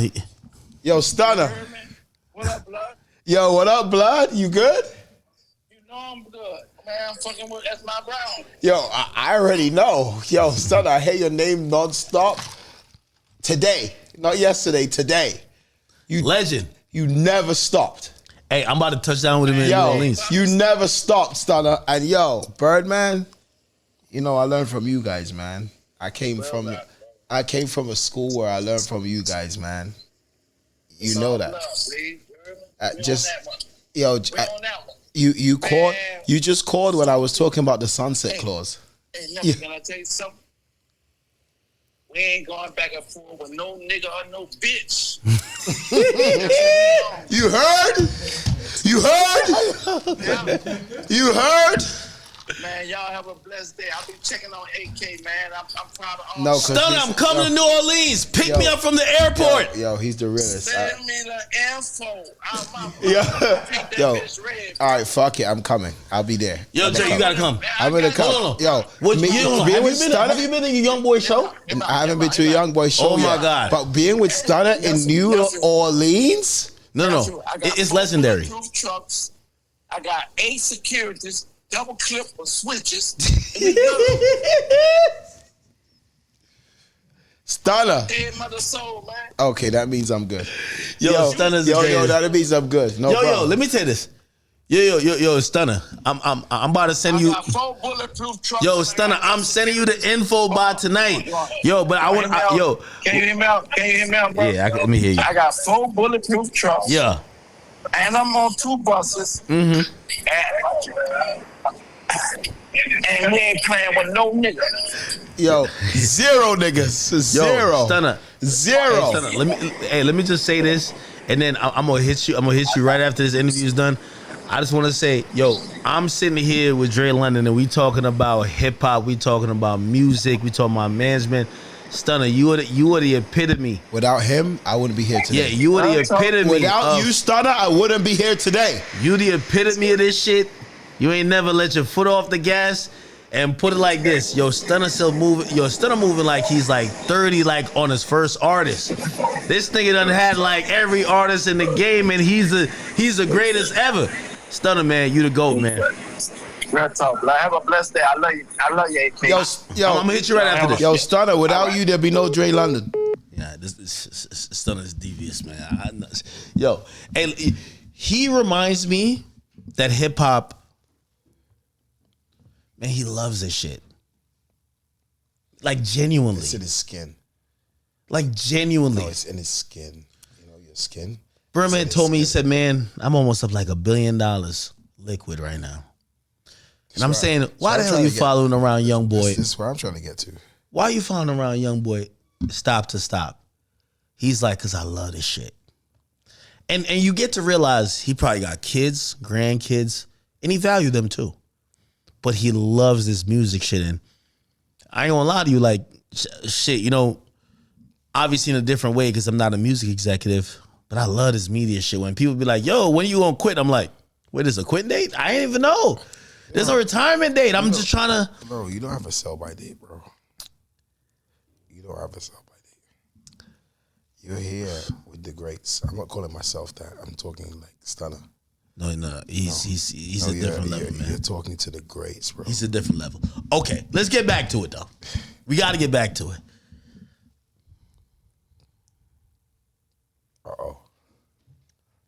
I'm really. No, the question is going to just linger though. You were the manager. Why leave? Who's he paying now? Who the fuck? Like, somebody gonna get that 20%. I'm telling you, I'm not leaving. You ever seen that? You ever seen that scene in you know what I'm talking about? The scene in the movie Wolf of Wall Street when they're like, he gotta leave the company. I'm not fucking leaving. Yo, I'm not fucking leaving. Yo, that would be me. Yo, shout out to E. He mentioned that on the way here that he was taking notes. I'm not fucking leaving. He said I was taking notes during the movie Wolf of Wall Street. Come on. Now here's the thing. I believe all the way in you, but I also say you built something, and shout out to Lil Q. And I always look at it and be like, are you okay with walking away from it? I know you could do it again, but are you okay with walking away from it without some truly tangible residuals that really showcase the fucking work you put in? Do you know what? I go back to what I said earlier. I didn't finish off the conversation, but I go back to what I said earlier. All of you managers, all of you want to be getting into the game, all of you surrounded by the game and watching it, don't ever do a contract without a sunset clause. Sunset. Break it down for Make sure. Sunset, bro. When the sun sets, it gets dark. Make sure you have your sunset clause included in the contract.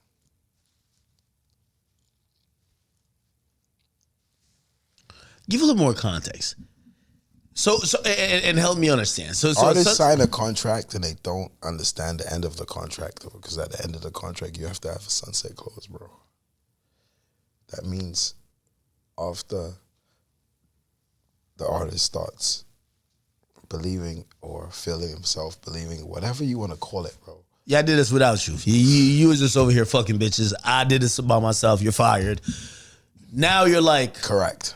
But you didn't. But since we have to get into business, how does this look? There's a certain amount of years that you can add the sunset clause. And it sounds like you didn't do one. Oh, shit. I know that look.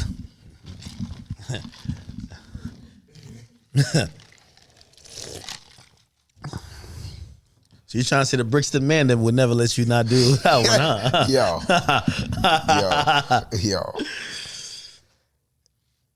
I had it included in the contract. Like, so let me have to have a sunset clause. There has to be something.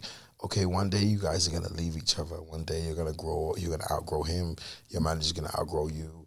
whether it be Bieber, whether it be Scooter Braun, whether it be Dre London, it doesn't matter. Like, you gotta have a sunset clause, bro.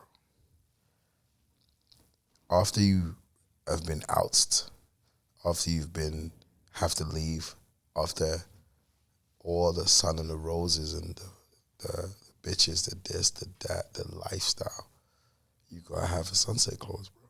Did you ever foresee yourself being here? Like, it felt like you're at South by Southwest. I know how that environment could be. Like, you got to be a little bit aggressive. People are probably like, yo, who the fuck is this nigga, man? Like, yo, bro, chill out, bro. Like, yo, you're doing too much, but you're like, it's not about me doing too much. I'm here to get what I need to get, right? And you ultimately do get it. Did you ever foresee a time that you're not necessarily working? I did in 2015, 2014. I put a sunset in the clause because I knew one day. Really? I'm not going to be there. It's the best way to put it.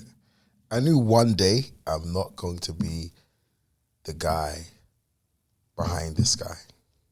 How long is the sunset clause? Keep it 100. My sunset clause? Yeah. 3 years.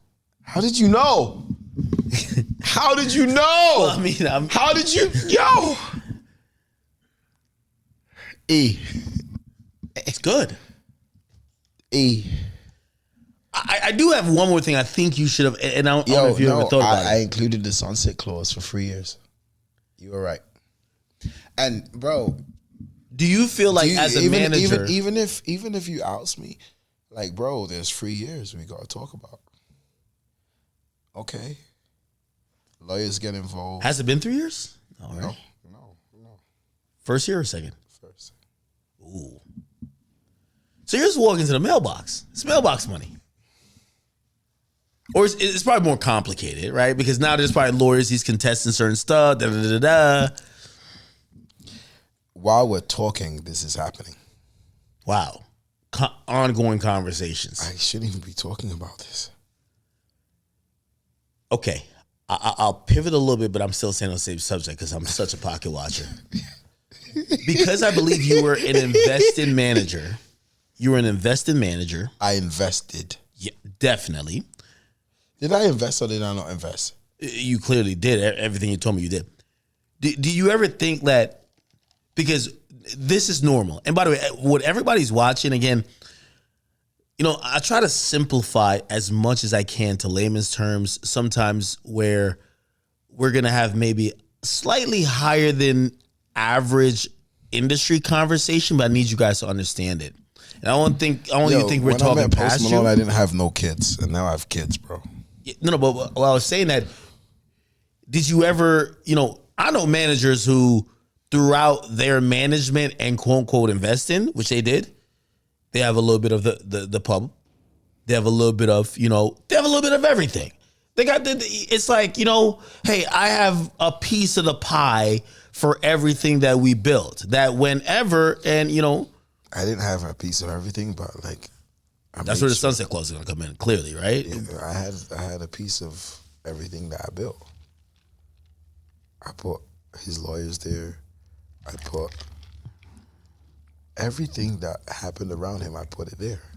It didn't exist before me. So should I not? Do I deserve it? I want to ask you a question. This is like me throwing it back at you. Pause. No, you're right. Do I deserve something for building? No, of course. But this is where the idea of being a manager gets abused, right? Because we get abused. No, of course, because the idea of a manager, sometimes people think that you're like the business already is coming and you're just like, oh, your whole job as a manager is to put ink to paper, which means the deal's already there, everything's already set up, and it's not you actually, oh, all right, cool, we need to go get this. I'm going to go get it. Oh, we need this, but there is no money. I'm going to go fund it. Those are different roles when people think about it. Correct. So they think of management as, what the fuck do you think you deserve? But in reality, when you deal with an artist that comes from nothing, you're doing everything. You did a little bit of PR for the motherfucker? I did 7 jobs, bro. Of course you did PR. Marketing. Shit, if the nigga need flights booked, you're booking flights. That's another job. Hey, all right, cool. I'm the promoter. All right, listen. Oh, y'all are shy, and we're down here, and y'all scared of these guys because y'all don't know how to talk to them. Say less. Y'all form behind me. I'm gonna holler at them. Yo, what's popping? Yo, this and third. It is what it is. Shout out to Los Angeles. Like, I had the biggest parties you could ever imagine. I promoted the biggest parties you could ever imagine. We got to make this cool. Every girl, every human who was in Los Angeles at that time saw what I built. I built the biggest artist, and then I made sure he was the biggest guy at the party. And yeah, I had like, it's crazy. I've never said this before. Like, I had situations, bro, where like, we know them ones. yeah, bro. Shit you got to navigate through, but you got to protect the brand. I remember walking in the studio and it went past all of the guys who were trying to get in. I walked in the studio and the biggest gangster was in the studio. Who do you think it was? Jay Prince? I'm playing. No, Jay Prince, my brother. Like, No, look at hold me. on. Like, he's a gangster. We in LA? Look at me. No, yes, we're in LA.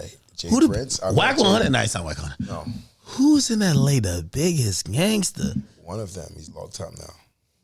Big U! Oh, how much they extort you for? That's cool. He didn't extort me. 25,000. He didn't extort me. You from Brixton, so you kind of probably you were slick with it, but he was supposed to extort you. Yes. How'd you avoid that shit? Yo, you coming with a white boy? Oh hell nah. All right, man. Yo, we about to get a bag. I think this is the time I need to use the bathroom. No more witnesses. We got it. Yo. I plead the fifth. I got it. I got you. Shit. Yo, wait, hold on. So, where is the Shout out relationship? to Big U. Like, yes. Where's the relationship with you and Post at this point, though? I haven't spoke to him in months. I love him. Okay. I miss him. It's my brother. It's like my kid. It's like my It's son. not like you're saying years. It's like in my months. son. No, it's months. It's like I haven't seen him in months. I haven't spoke to him in months. Can I ask you a question? And Like, this is one of the big questions I had. Things happen, man. When nothing really happened, I just started growing my own. But hold on, before we get to that, I started growing my own brand, bro. because we're about to talk about this. This is gonna be one of the last things we talk about. But there was a point with Post Malone where I felt like the media were kind of looking like, didn't they go off that shit? And he was looking a little bit very odd, like we didn't know. Were you at the helm of that? Because we got to blame somebody. We can't blame the artist. Because we all know when artists do some dumb shit, you got to blame the manager, the producer, the agent. You blame everybody but them. Were you, I don't know what the timeline of everything. Do you know what time I'm talking about? There was times where people like, what's going on here? Were you in charge at this point? Be honest and explain to me what was going on internally, if you were. He wanted to make his own music. He wanted to do what he wanted to do, and there was just a point where it was like, okay, Dre, you did it. Dre, you're the guy. You did it. I'm here today, and now I'm going country. I'm gonna change everything. This is what I want to do. You know, I make all kind of music, but this is the direction I'm going in today. What do you say to that? It hurt my soul. It hurt my soul. Not country music, not the genre. It hurt my soul because now I'm walking into rooms with him and there's not as much people that look like me. And they're all here because of what we built. And now I'm walking into rooms and it feels like I don't belong here. I could have said any words, but I said it like it is. I started walking into rooms like I don't belong here. Was drugs ever a thing? There's a thought that he was a little bit like people were I remember people were like Post never did drugs. Stop playing, man. All right, now you got Post it. never. Hold on, I got to really pull up this down. This nigga capping now, man. Yo, we had no. to end the interview. Niggas start capping. Post never did drugs. Bro, you ain't see. All right, hold on. See, now I'm about to pull it up. See, now I ain't pulling my phone out the whole time. You ain't see them videos where niggas was looking at them on stage and they were like, "Yo, this nigga's strung out." I've seen it. Post never did drugs. So what was that? Post smoked cigarettes, drink alcohol. Was he stressed? Maybe. He never did drugs, bro. Well, what you call drugs though? Because alcohol is a drug. Okay, alcohol is drugs. Marijuana is a drug. Yeah. Okay. Was he doing little perks, little? No. He never sniffed coke. Maybe we did, Xanax. Maybe we did some micro shrooms. Okay. That doesn't make you go crazy. I never took that. We did some micro shrooms. You ever did shrooms before? You did shrooms? No, we gotta talk to shroom users. So if you never did shrooms, we can't listen. You to did you. Fuck. Yo, I did micro. Look at me and him. Yeah, she not bad shit crazy. Can I be honest? He got me into micro shrooms. What's that?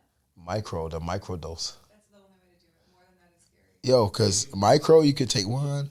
I used to do gummies. First, it was chocolate. We would see. All right, hold on. See, now I got to pull up some of these videos. We would see the nigga on stage, and I'm like, "What the fuck going on?" By the way, that has stopped. So I do want to, I don't know what was going on, but it could have been a stressful time, and I don't want to like judge him.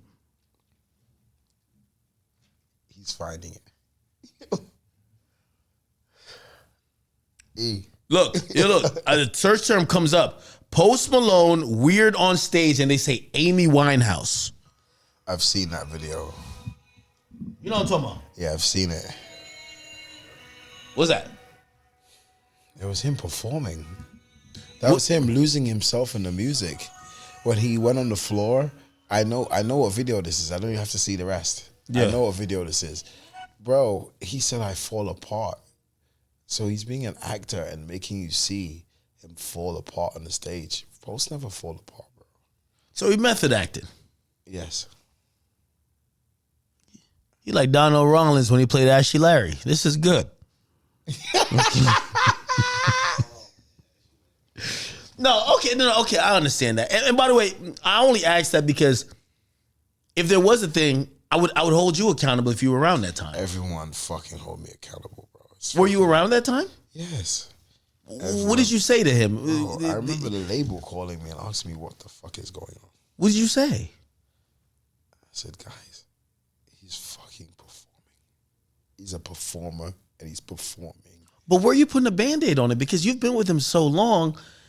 You even admitted like you start seeing a little bit different behavior from him. Did you think that was the behavior that when you started with him that you were like, oh no, he would do some shit like that? Do some shit like that. Okay. All right. So okay, you're giving us peace of mind. I'm just telling the truth. He was being him. He was being him. He was performing I Fall Apart. You can't perform a song called I Fall Apart without looking like you fall apart. That's cap. I know a lot of niggas who perform Heartbroken Anthem and they smiling like a motherfucker. I ain't gonna cap with you. But I get it. You know, there is a part of music where it's not even acting. It's like you become so much. I've seen artists cry when not necessarily they're sad, but they remember what that song meant to them. And I could understand that. Fall Apart was one of those songs. Because like some nights he might sing, I fall apart. And he remember falling apart. So he lived it. He lived that song, bro. He lived it. He lived that song, bro. So when he sang Falling Apart or Fall Apart, like it was real. Post, he don't hate you that much, man. He backing you up. Hey, so okay. No, I don't hate Post, bro. I don't. Together, we change the world. You guys did good stuff. Nah, bro, I don't hate him. And even if I'm not with him today, bro, it doesn't matter. I don't hate him, bro. I don't hate him, bro. I don't. We changed the world, bro. Shit, y'all accomplished history, and I think that's amazing. And you have to cherish that. Let me ask you about your ventures afterwards. What I've thought about, and especially, and you tell me if I'm wrong, because I'm gonna be honest with you, I've put you in the realm of the powerhouses. So I have high expectations, and I want to tell you what the powerhouses are. The managers who have been the battery, been the propellant behind some of these guys who incredibly blew up off Earth and are now into the ecosphere and space of just being really successful artists. You are one of those people. This is why when I say Scooter Braun or I say like Bieber, you've turned this guy who could have been a one-hit wonder hip hop act into this superstar, international pop star who is movies. Crazy. When we reflect on that, I think you're incredibly important. How do you kind of look at everything that is, current, and is there, not only reconciliation, but I look at you to see what moves you're going to make. Because usually people behind these people, they ain't stupid. They ain't dumb. And they didn't get there by chance. They didn't get carried. Usually they did a lot of the legwork. I did the legwork. So I'm wondering, we're not going to call it maybe not breakup or whatever, but we're going to call it like, listen, this was a pivot. How do you kind of figure out, this is fucking Dre London. Let's do A, B, and C. Tell me how that mind works. Like I said about the 2017 argument in Italy, like I figured out that I'm going to have to figure out my life. I figured out that, like, what happens after this guy? One day this guy is going to say, I'm tired of you. One day this guy's going to say, I'm sick of you. One day this guy's going to say, I love you, but it's not for me. Like, how many things last forever? Life don't even last forever. You understand that? Life does not last forever. So what happens after? Where are you going to pivot to? During the time, I started building my own legacy. I started building Don Londres. I started building things around Dre London that I knew one day it's not going to last forever because life doesn't. And I started building my own businesses around him before leaving him or before departing, that will last forever. Whether you believe it or not. You ever heard of Jack Daniels? Of course. It outlived the people who built it. I never knew the story of Jack Daniels, but of course I've heard of Jack Daniels. So Jack Daniels was a white orphan, a white runaway orphan, and a black runaway slave. They got together and made that liquor. Really? And the liquor has now outlived them. I look at the Jack Daniels stories so much. Like Uncle Nurse. You know the brand Uncle Nurse is around because of Nurse. They call him Uncle Nurse because he was the guy who made the liquor that made Jack Daniels. Why'd you pick alcohol? I feel like it's crazy. It's a great thing, bro. Like alcohol is what I believe they call a lifestyle brand. It's a great question. It's a lifestyle brand. And Don Londres is a lifestyle brand, but like yes. It's crazy. Like I picked alcohol because I looked at the peers before me. I looked at Jay-Z. I looked at... And you about to say it. I don't know if you wanna. It's my fucking brother. Okay. I know what you're talking about. It's my fucking brother. I'll never not mention him. You can't mention alcohol without the guy who changed the alcohol game, who I learned from, who many people learn from, who like, I don't give a fuck whether you like him or not. My brother Diddy. You knew who I was talking about. Of course I know who you're talking about. But that's what I'm saying. I don't know if you want to say, because I went to court. I went to court. Really? I went to court. I feel like people have been like, court cases. No, bro. Like, Diddy taught so much of us, the game, and whether he likes this part of the interview or not, even what he's going through today, he taught us. He stood there. I've seen people back up off of him just off because, I'm going to look bad if I, and that's how people are. This industry, like you said it, there's really no friends in this. So it's like, hey, it's not optimal to give you credit right now. So fuck giving you credit. I'm giving Diddy his credit right now. Shout out to Justin, shout out to Christian, shout out to his family, shout out to his kids. I'm giving Diddy his credit. Are you fucking crazy? You think I'm ever going to leave that guy behind me in my thoughts? Never. Without Diddy, there might not be a Dre London. I don't want to get into the personal moments or the personal issues or this or that, but like, I learned off of guys like him. Did he help introduce, like I do He know. didn't introduce me, but you watched and you saw how a mogul, right? A guy who, I mean, in a lot of ways, kind of embodies you in terms of a hustler, in terms of music. Like, he may have, yes, fell on the executive side in a lot of these things, but he was the guy who put up his own money. He was the guy who was a promoter. He was the guy who basically was doing it for his artists that his artists probably didn't even realize at the time. Because what nobody thinks about is, who is Biggie without Diddy? Who is he? It's a great rapper, but there's been a lot of those. If you don't have that one guy pushing the button, who's probably twisting the arms to get the shit going on. Who's the guy behind him? Yes. Whether people care or not, I learned from guys like that. So after the argument, you come back. I might not have got into alcohol without him. I saw what he did with Ciroc. I just saw what Jay-Z did with Duce, Ace of Spades, this, that.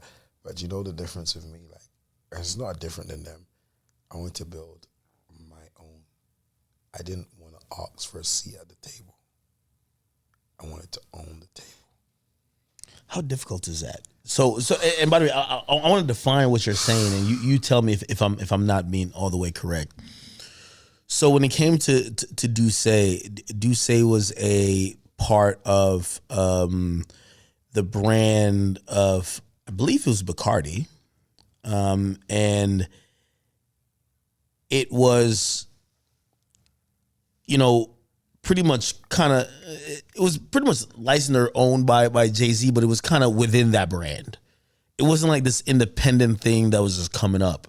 And of course, when we think about Ciroc, that was owned by the Diageo group, and it was co-owned. Let's be very clear. Correct. By Diddy and also Diageo. That's why I said I wanted to see at my own table.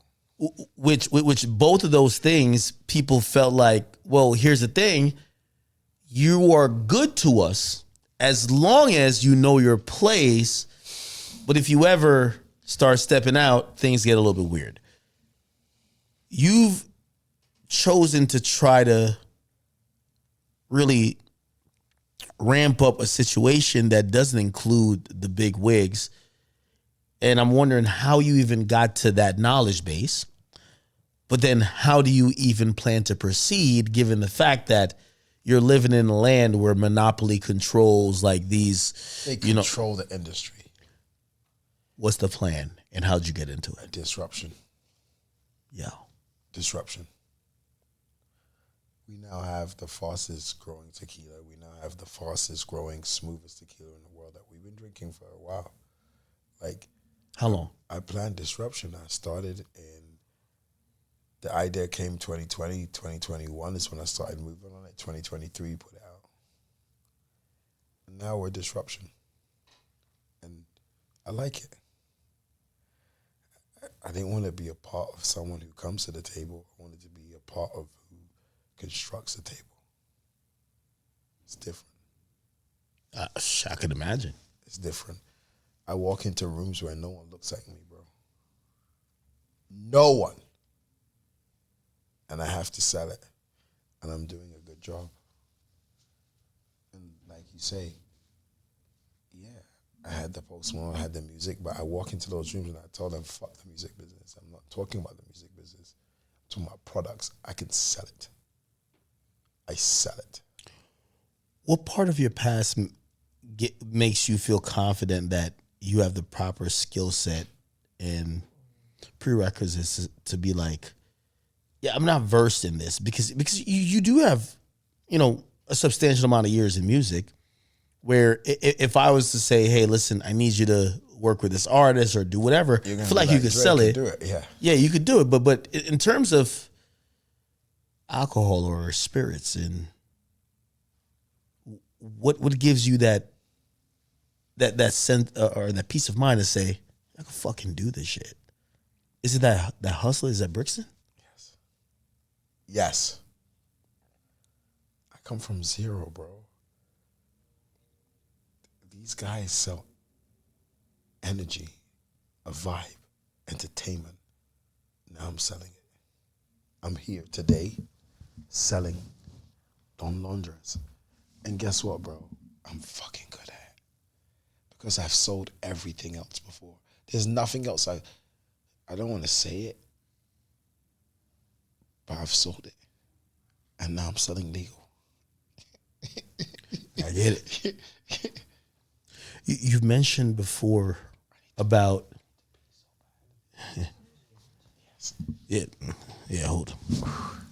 I got a great follow-up question. We're good. All right. That was a piss break. My man got weak bladder, Bro, I've been holding that for an hour, 2 hours. Yeah, I sit here, I'll do like 5 hours. It's like I'm chilling. I caught a UTI one time. I'm playing. I was That's a girl thing, right? I was drinking before. No, it's that Don Laundress. I was drinking before you. Well, I ran out of the Blanco. Yo, I ain't gonna lie to you. I do want to admit. Try the repo. He refused to give me any of the repo before now. That's fucked up, right? I would say racism, but he blacker than me, so I can't say.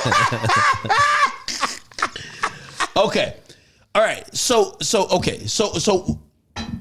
you chose this realm of trying to Alcohol? Yeah, alcohol, but I've heard it's really difficult. It is. I walk into GSMs, I walk into rooms where I'm the only guy that looks like me. How difficult is that? And how do you even get there in the first place?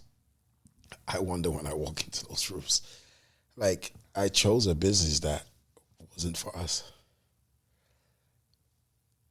I do things that's different.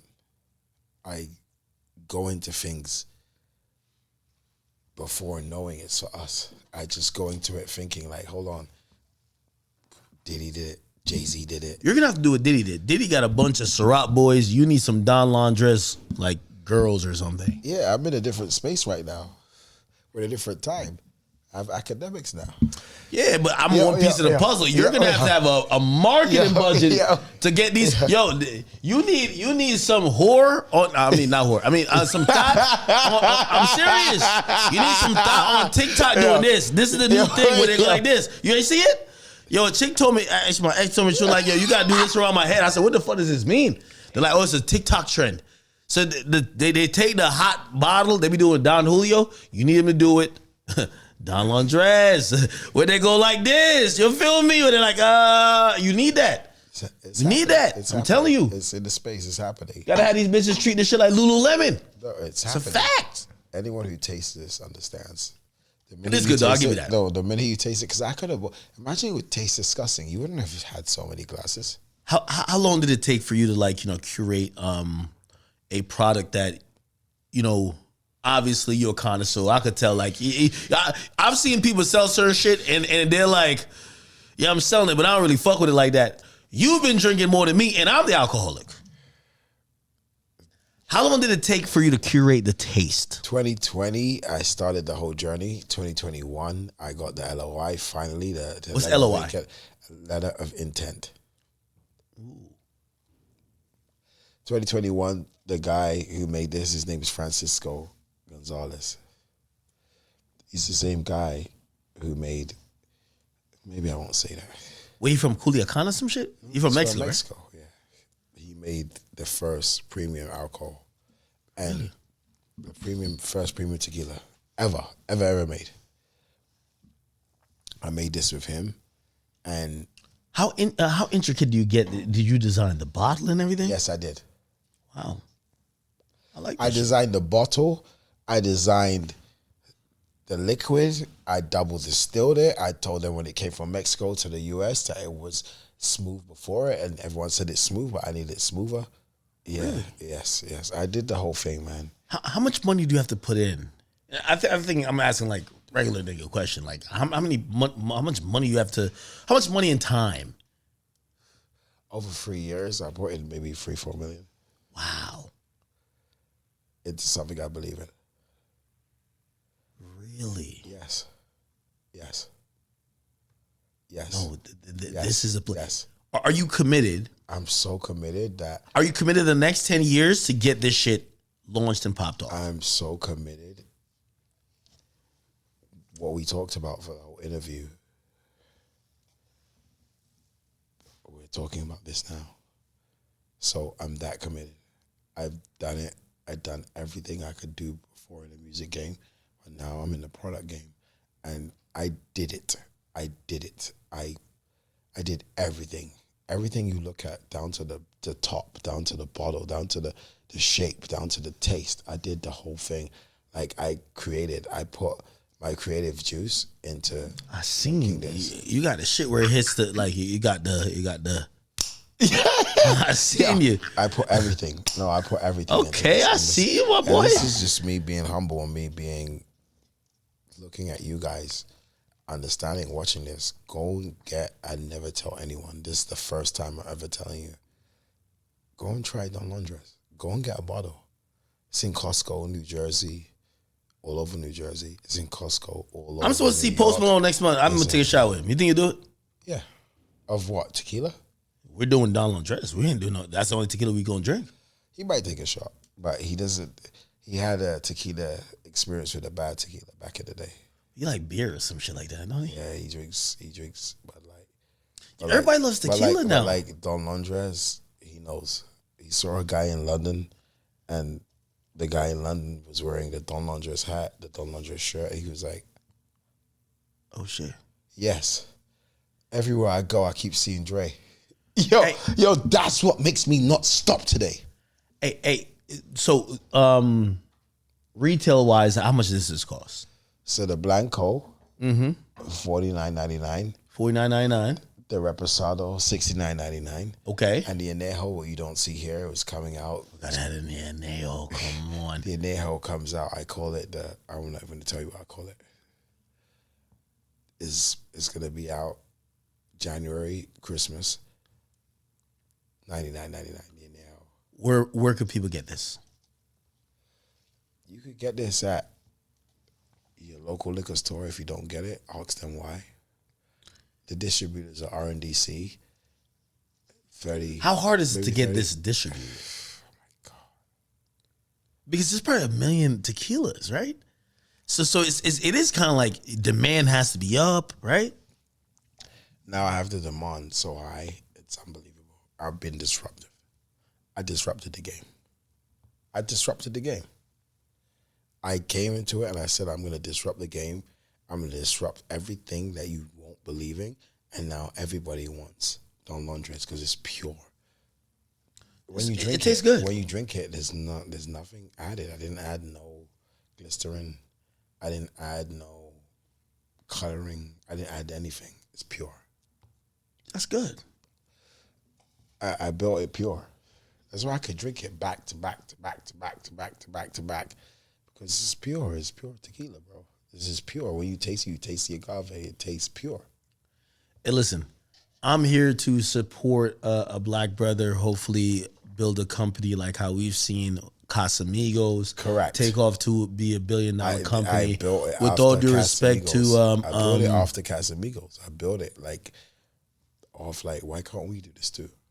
Yeah, no, of course. No. Do you think we deserve this? Oh no, we're the biggest promoters and consumers of this damn shit. You feel me? Because now, put it like this, I can't kick it with no chick. Yo, I kick it with a chick. Don Julio, me, please. Like, it's not even about necessarily, like, they all claim to like tequila, cool. But it's about Don Julio as this, and it's so crazy about black people. Yes, like, we support what's not our own. And we also put like this, this holds this status symbol, right? And it's almost like, it kind of counterproductive because here's the thing. You've made an affordable price. I guarantee if you put this as $300, where it's like, only like the most richest people get it, all the broke people, they're going to go broke getting it. And that's the thing about... I wanted to make it affordable luxury. I wanted us to be able to afford this. This is like, I've never said this. This is DL and chill. And you remember Netflix and chill? Yeah. This is DL and chill. A guy going over to his favorite thing. Come on, man. His favorite thing. A guy going over to his favorite thing's house. Yeah. You're going to bring DL. Yeah. Hold on, no. Do you recommend it chilled, on the rocks, or are we just doing it straight? I recommend it. This on the rocks. We don't need any chaser. We don't need a margarita. We don't need any added caca. Hey, this is Don Laundress and chill. And like after the whole Post Malone thing and during the whole Post Malone thing, I made this. This is what I did. That's what I did. It took you 3 years. Yes. They wouldn't let me skip it. There was no skipping it. There was no... It's a whole process, isn't it? Yeah, there was no skipping it. There was no... You're going to build this and this is what's going on. No. Hey, listen, I want to say congratulations to this. I know we don't have the Anejo here, but we got the Repo, we got the Blanco here. I want to say, for everybody who is watching, you're watching an amazing, not only businessman, but somebody who really is tapped in with the culture. He's giving you some of the greatest things you guys have enjoyed. I want to say thank you. You've brought an amazing liquor here for us to enjoy. We'll enjoy this here, but I hope you guys, if you can't find us at your local liquor store, please ask them why they don't got it. Yeah. You know what I mean? And Correct. shit, tell them they need to go get it. Correct. And then, of course, is there an online way that they could somehow request it? Don Laundress, DONLONDRES, donlaundress.com, at DreLondon.com. But forget me. This is bigger than me. My biggest why I'm doing this is because I need my kids. You want it to outlive you. Hey, for everybody who's watching. No, for real. No, I completely get it. For real. No, I for get it. real. Like I look in your eyes. I take my fucking glasses off, bro. I look in your eyes and that's why I'm here. That's why I'm doing this. That's why this exists. Is because I'm building a legacy now. I did everything else before. Now it's time to build my legacy. My legacy is Don Laundress. Hey, for everybody who's watching this, please go cop this. Listen, we gonna be drinking this on stream. He gonna make sure I get some bottles to the crib. Cause I be on stream and I ain't gonna lie. You know what I mean? Like, I see him drinking some of them other shit that has added caca. This is no added. This is pure. We need that Don Laundress on stream. And listen, you fucking around with me, we gonna find out the perfect mix. We'll let you know, all you gotta do, you add this amount of pineapple juice and you put this, and you put a lime right here. I'll get you the first cocktail that's gonna make it work, man. For everybody who's watching, thank you guys for watching, man. I appreciate you. You shared an amazing story. My guy, I feel like this talk has been a long time coming. When I met you, man, not only that I knew you was such a smart, innovative individual, I knew you were a good soul. And I'm so glad that I'm here to get the whole story, but I'm here to support your ventures as well. Chat. Thank you. Remember, Don Laundress, if we drinking tequila, if they don't got it, we got to ask them why. That's the problem. Why? Okay? Why they don't got it, man. Thank you. And, bro, you know what? Until the next time we talk. Because we're going to have a lot more to talk about. I ain't going to lie. Bro, we've been here for a couple hours. Trust me. I know. All right, man. Thank y'all for watching. It's Woody's Academics. Peace.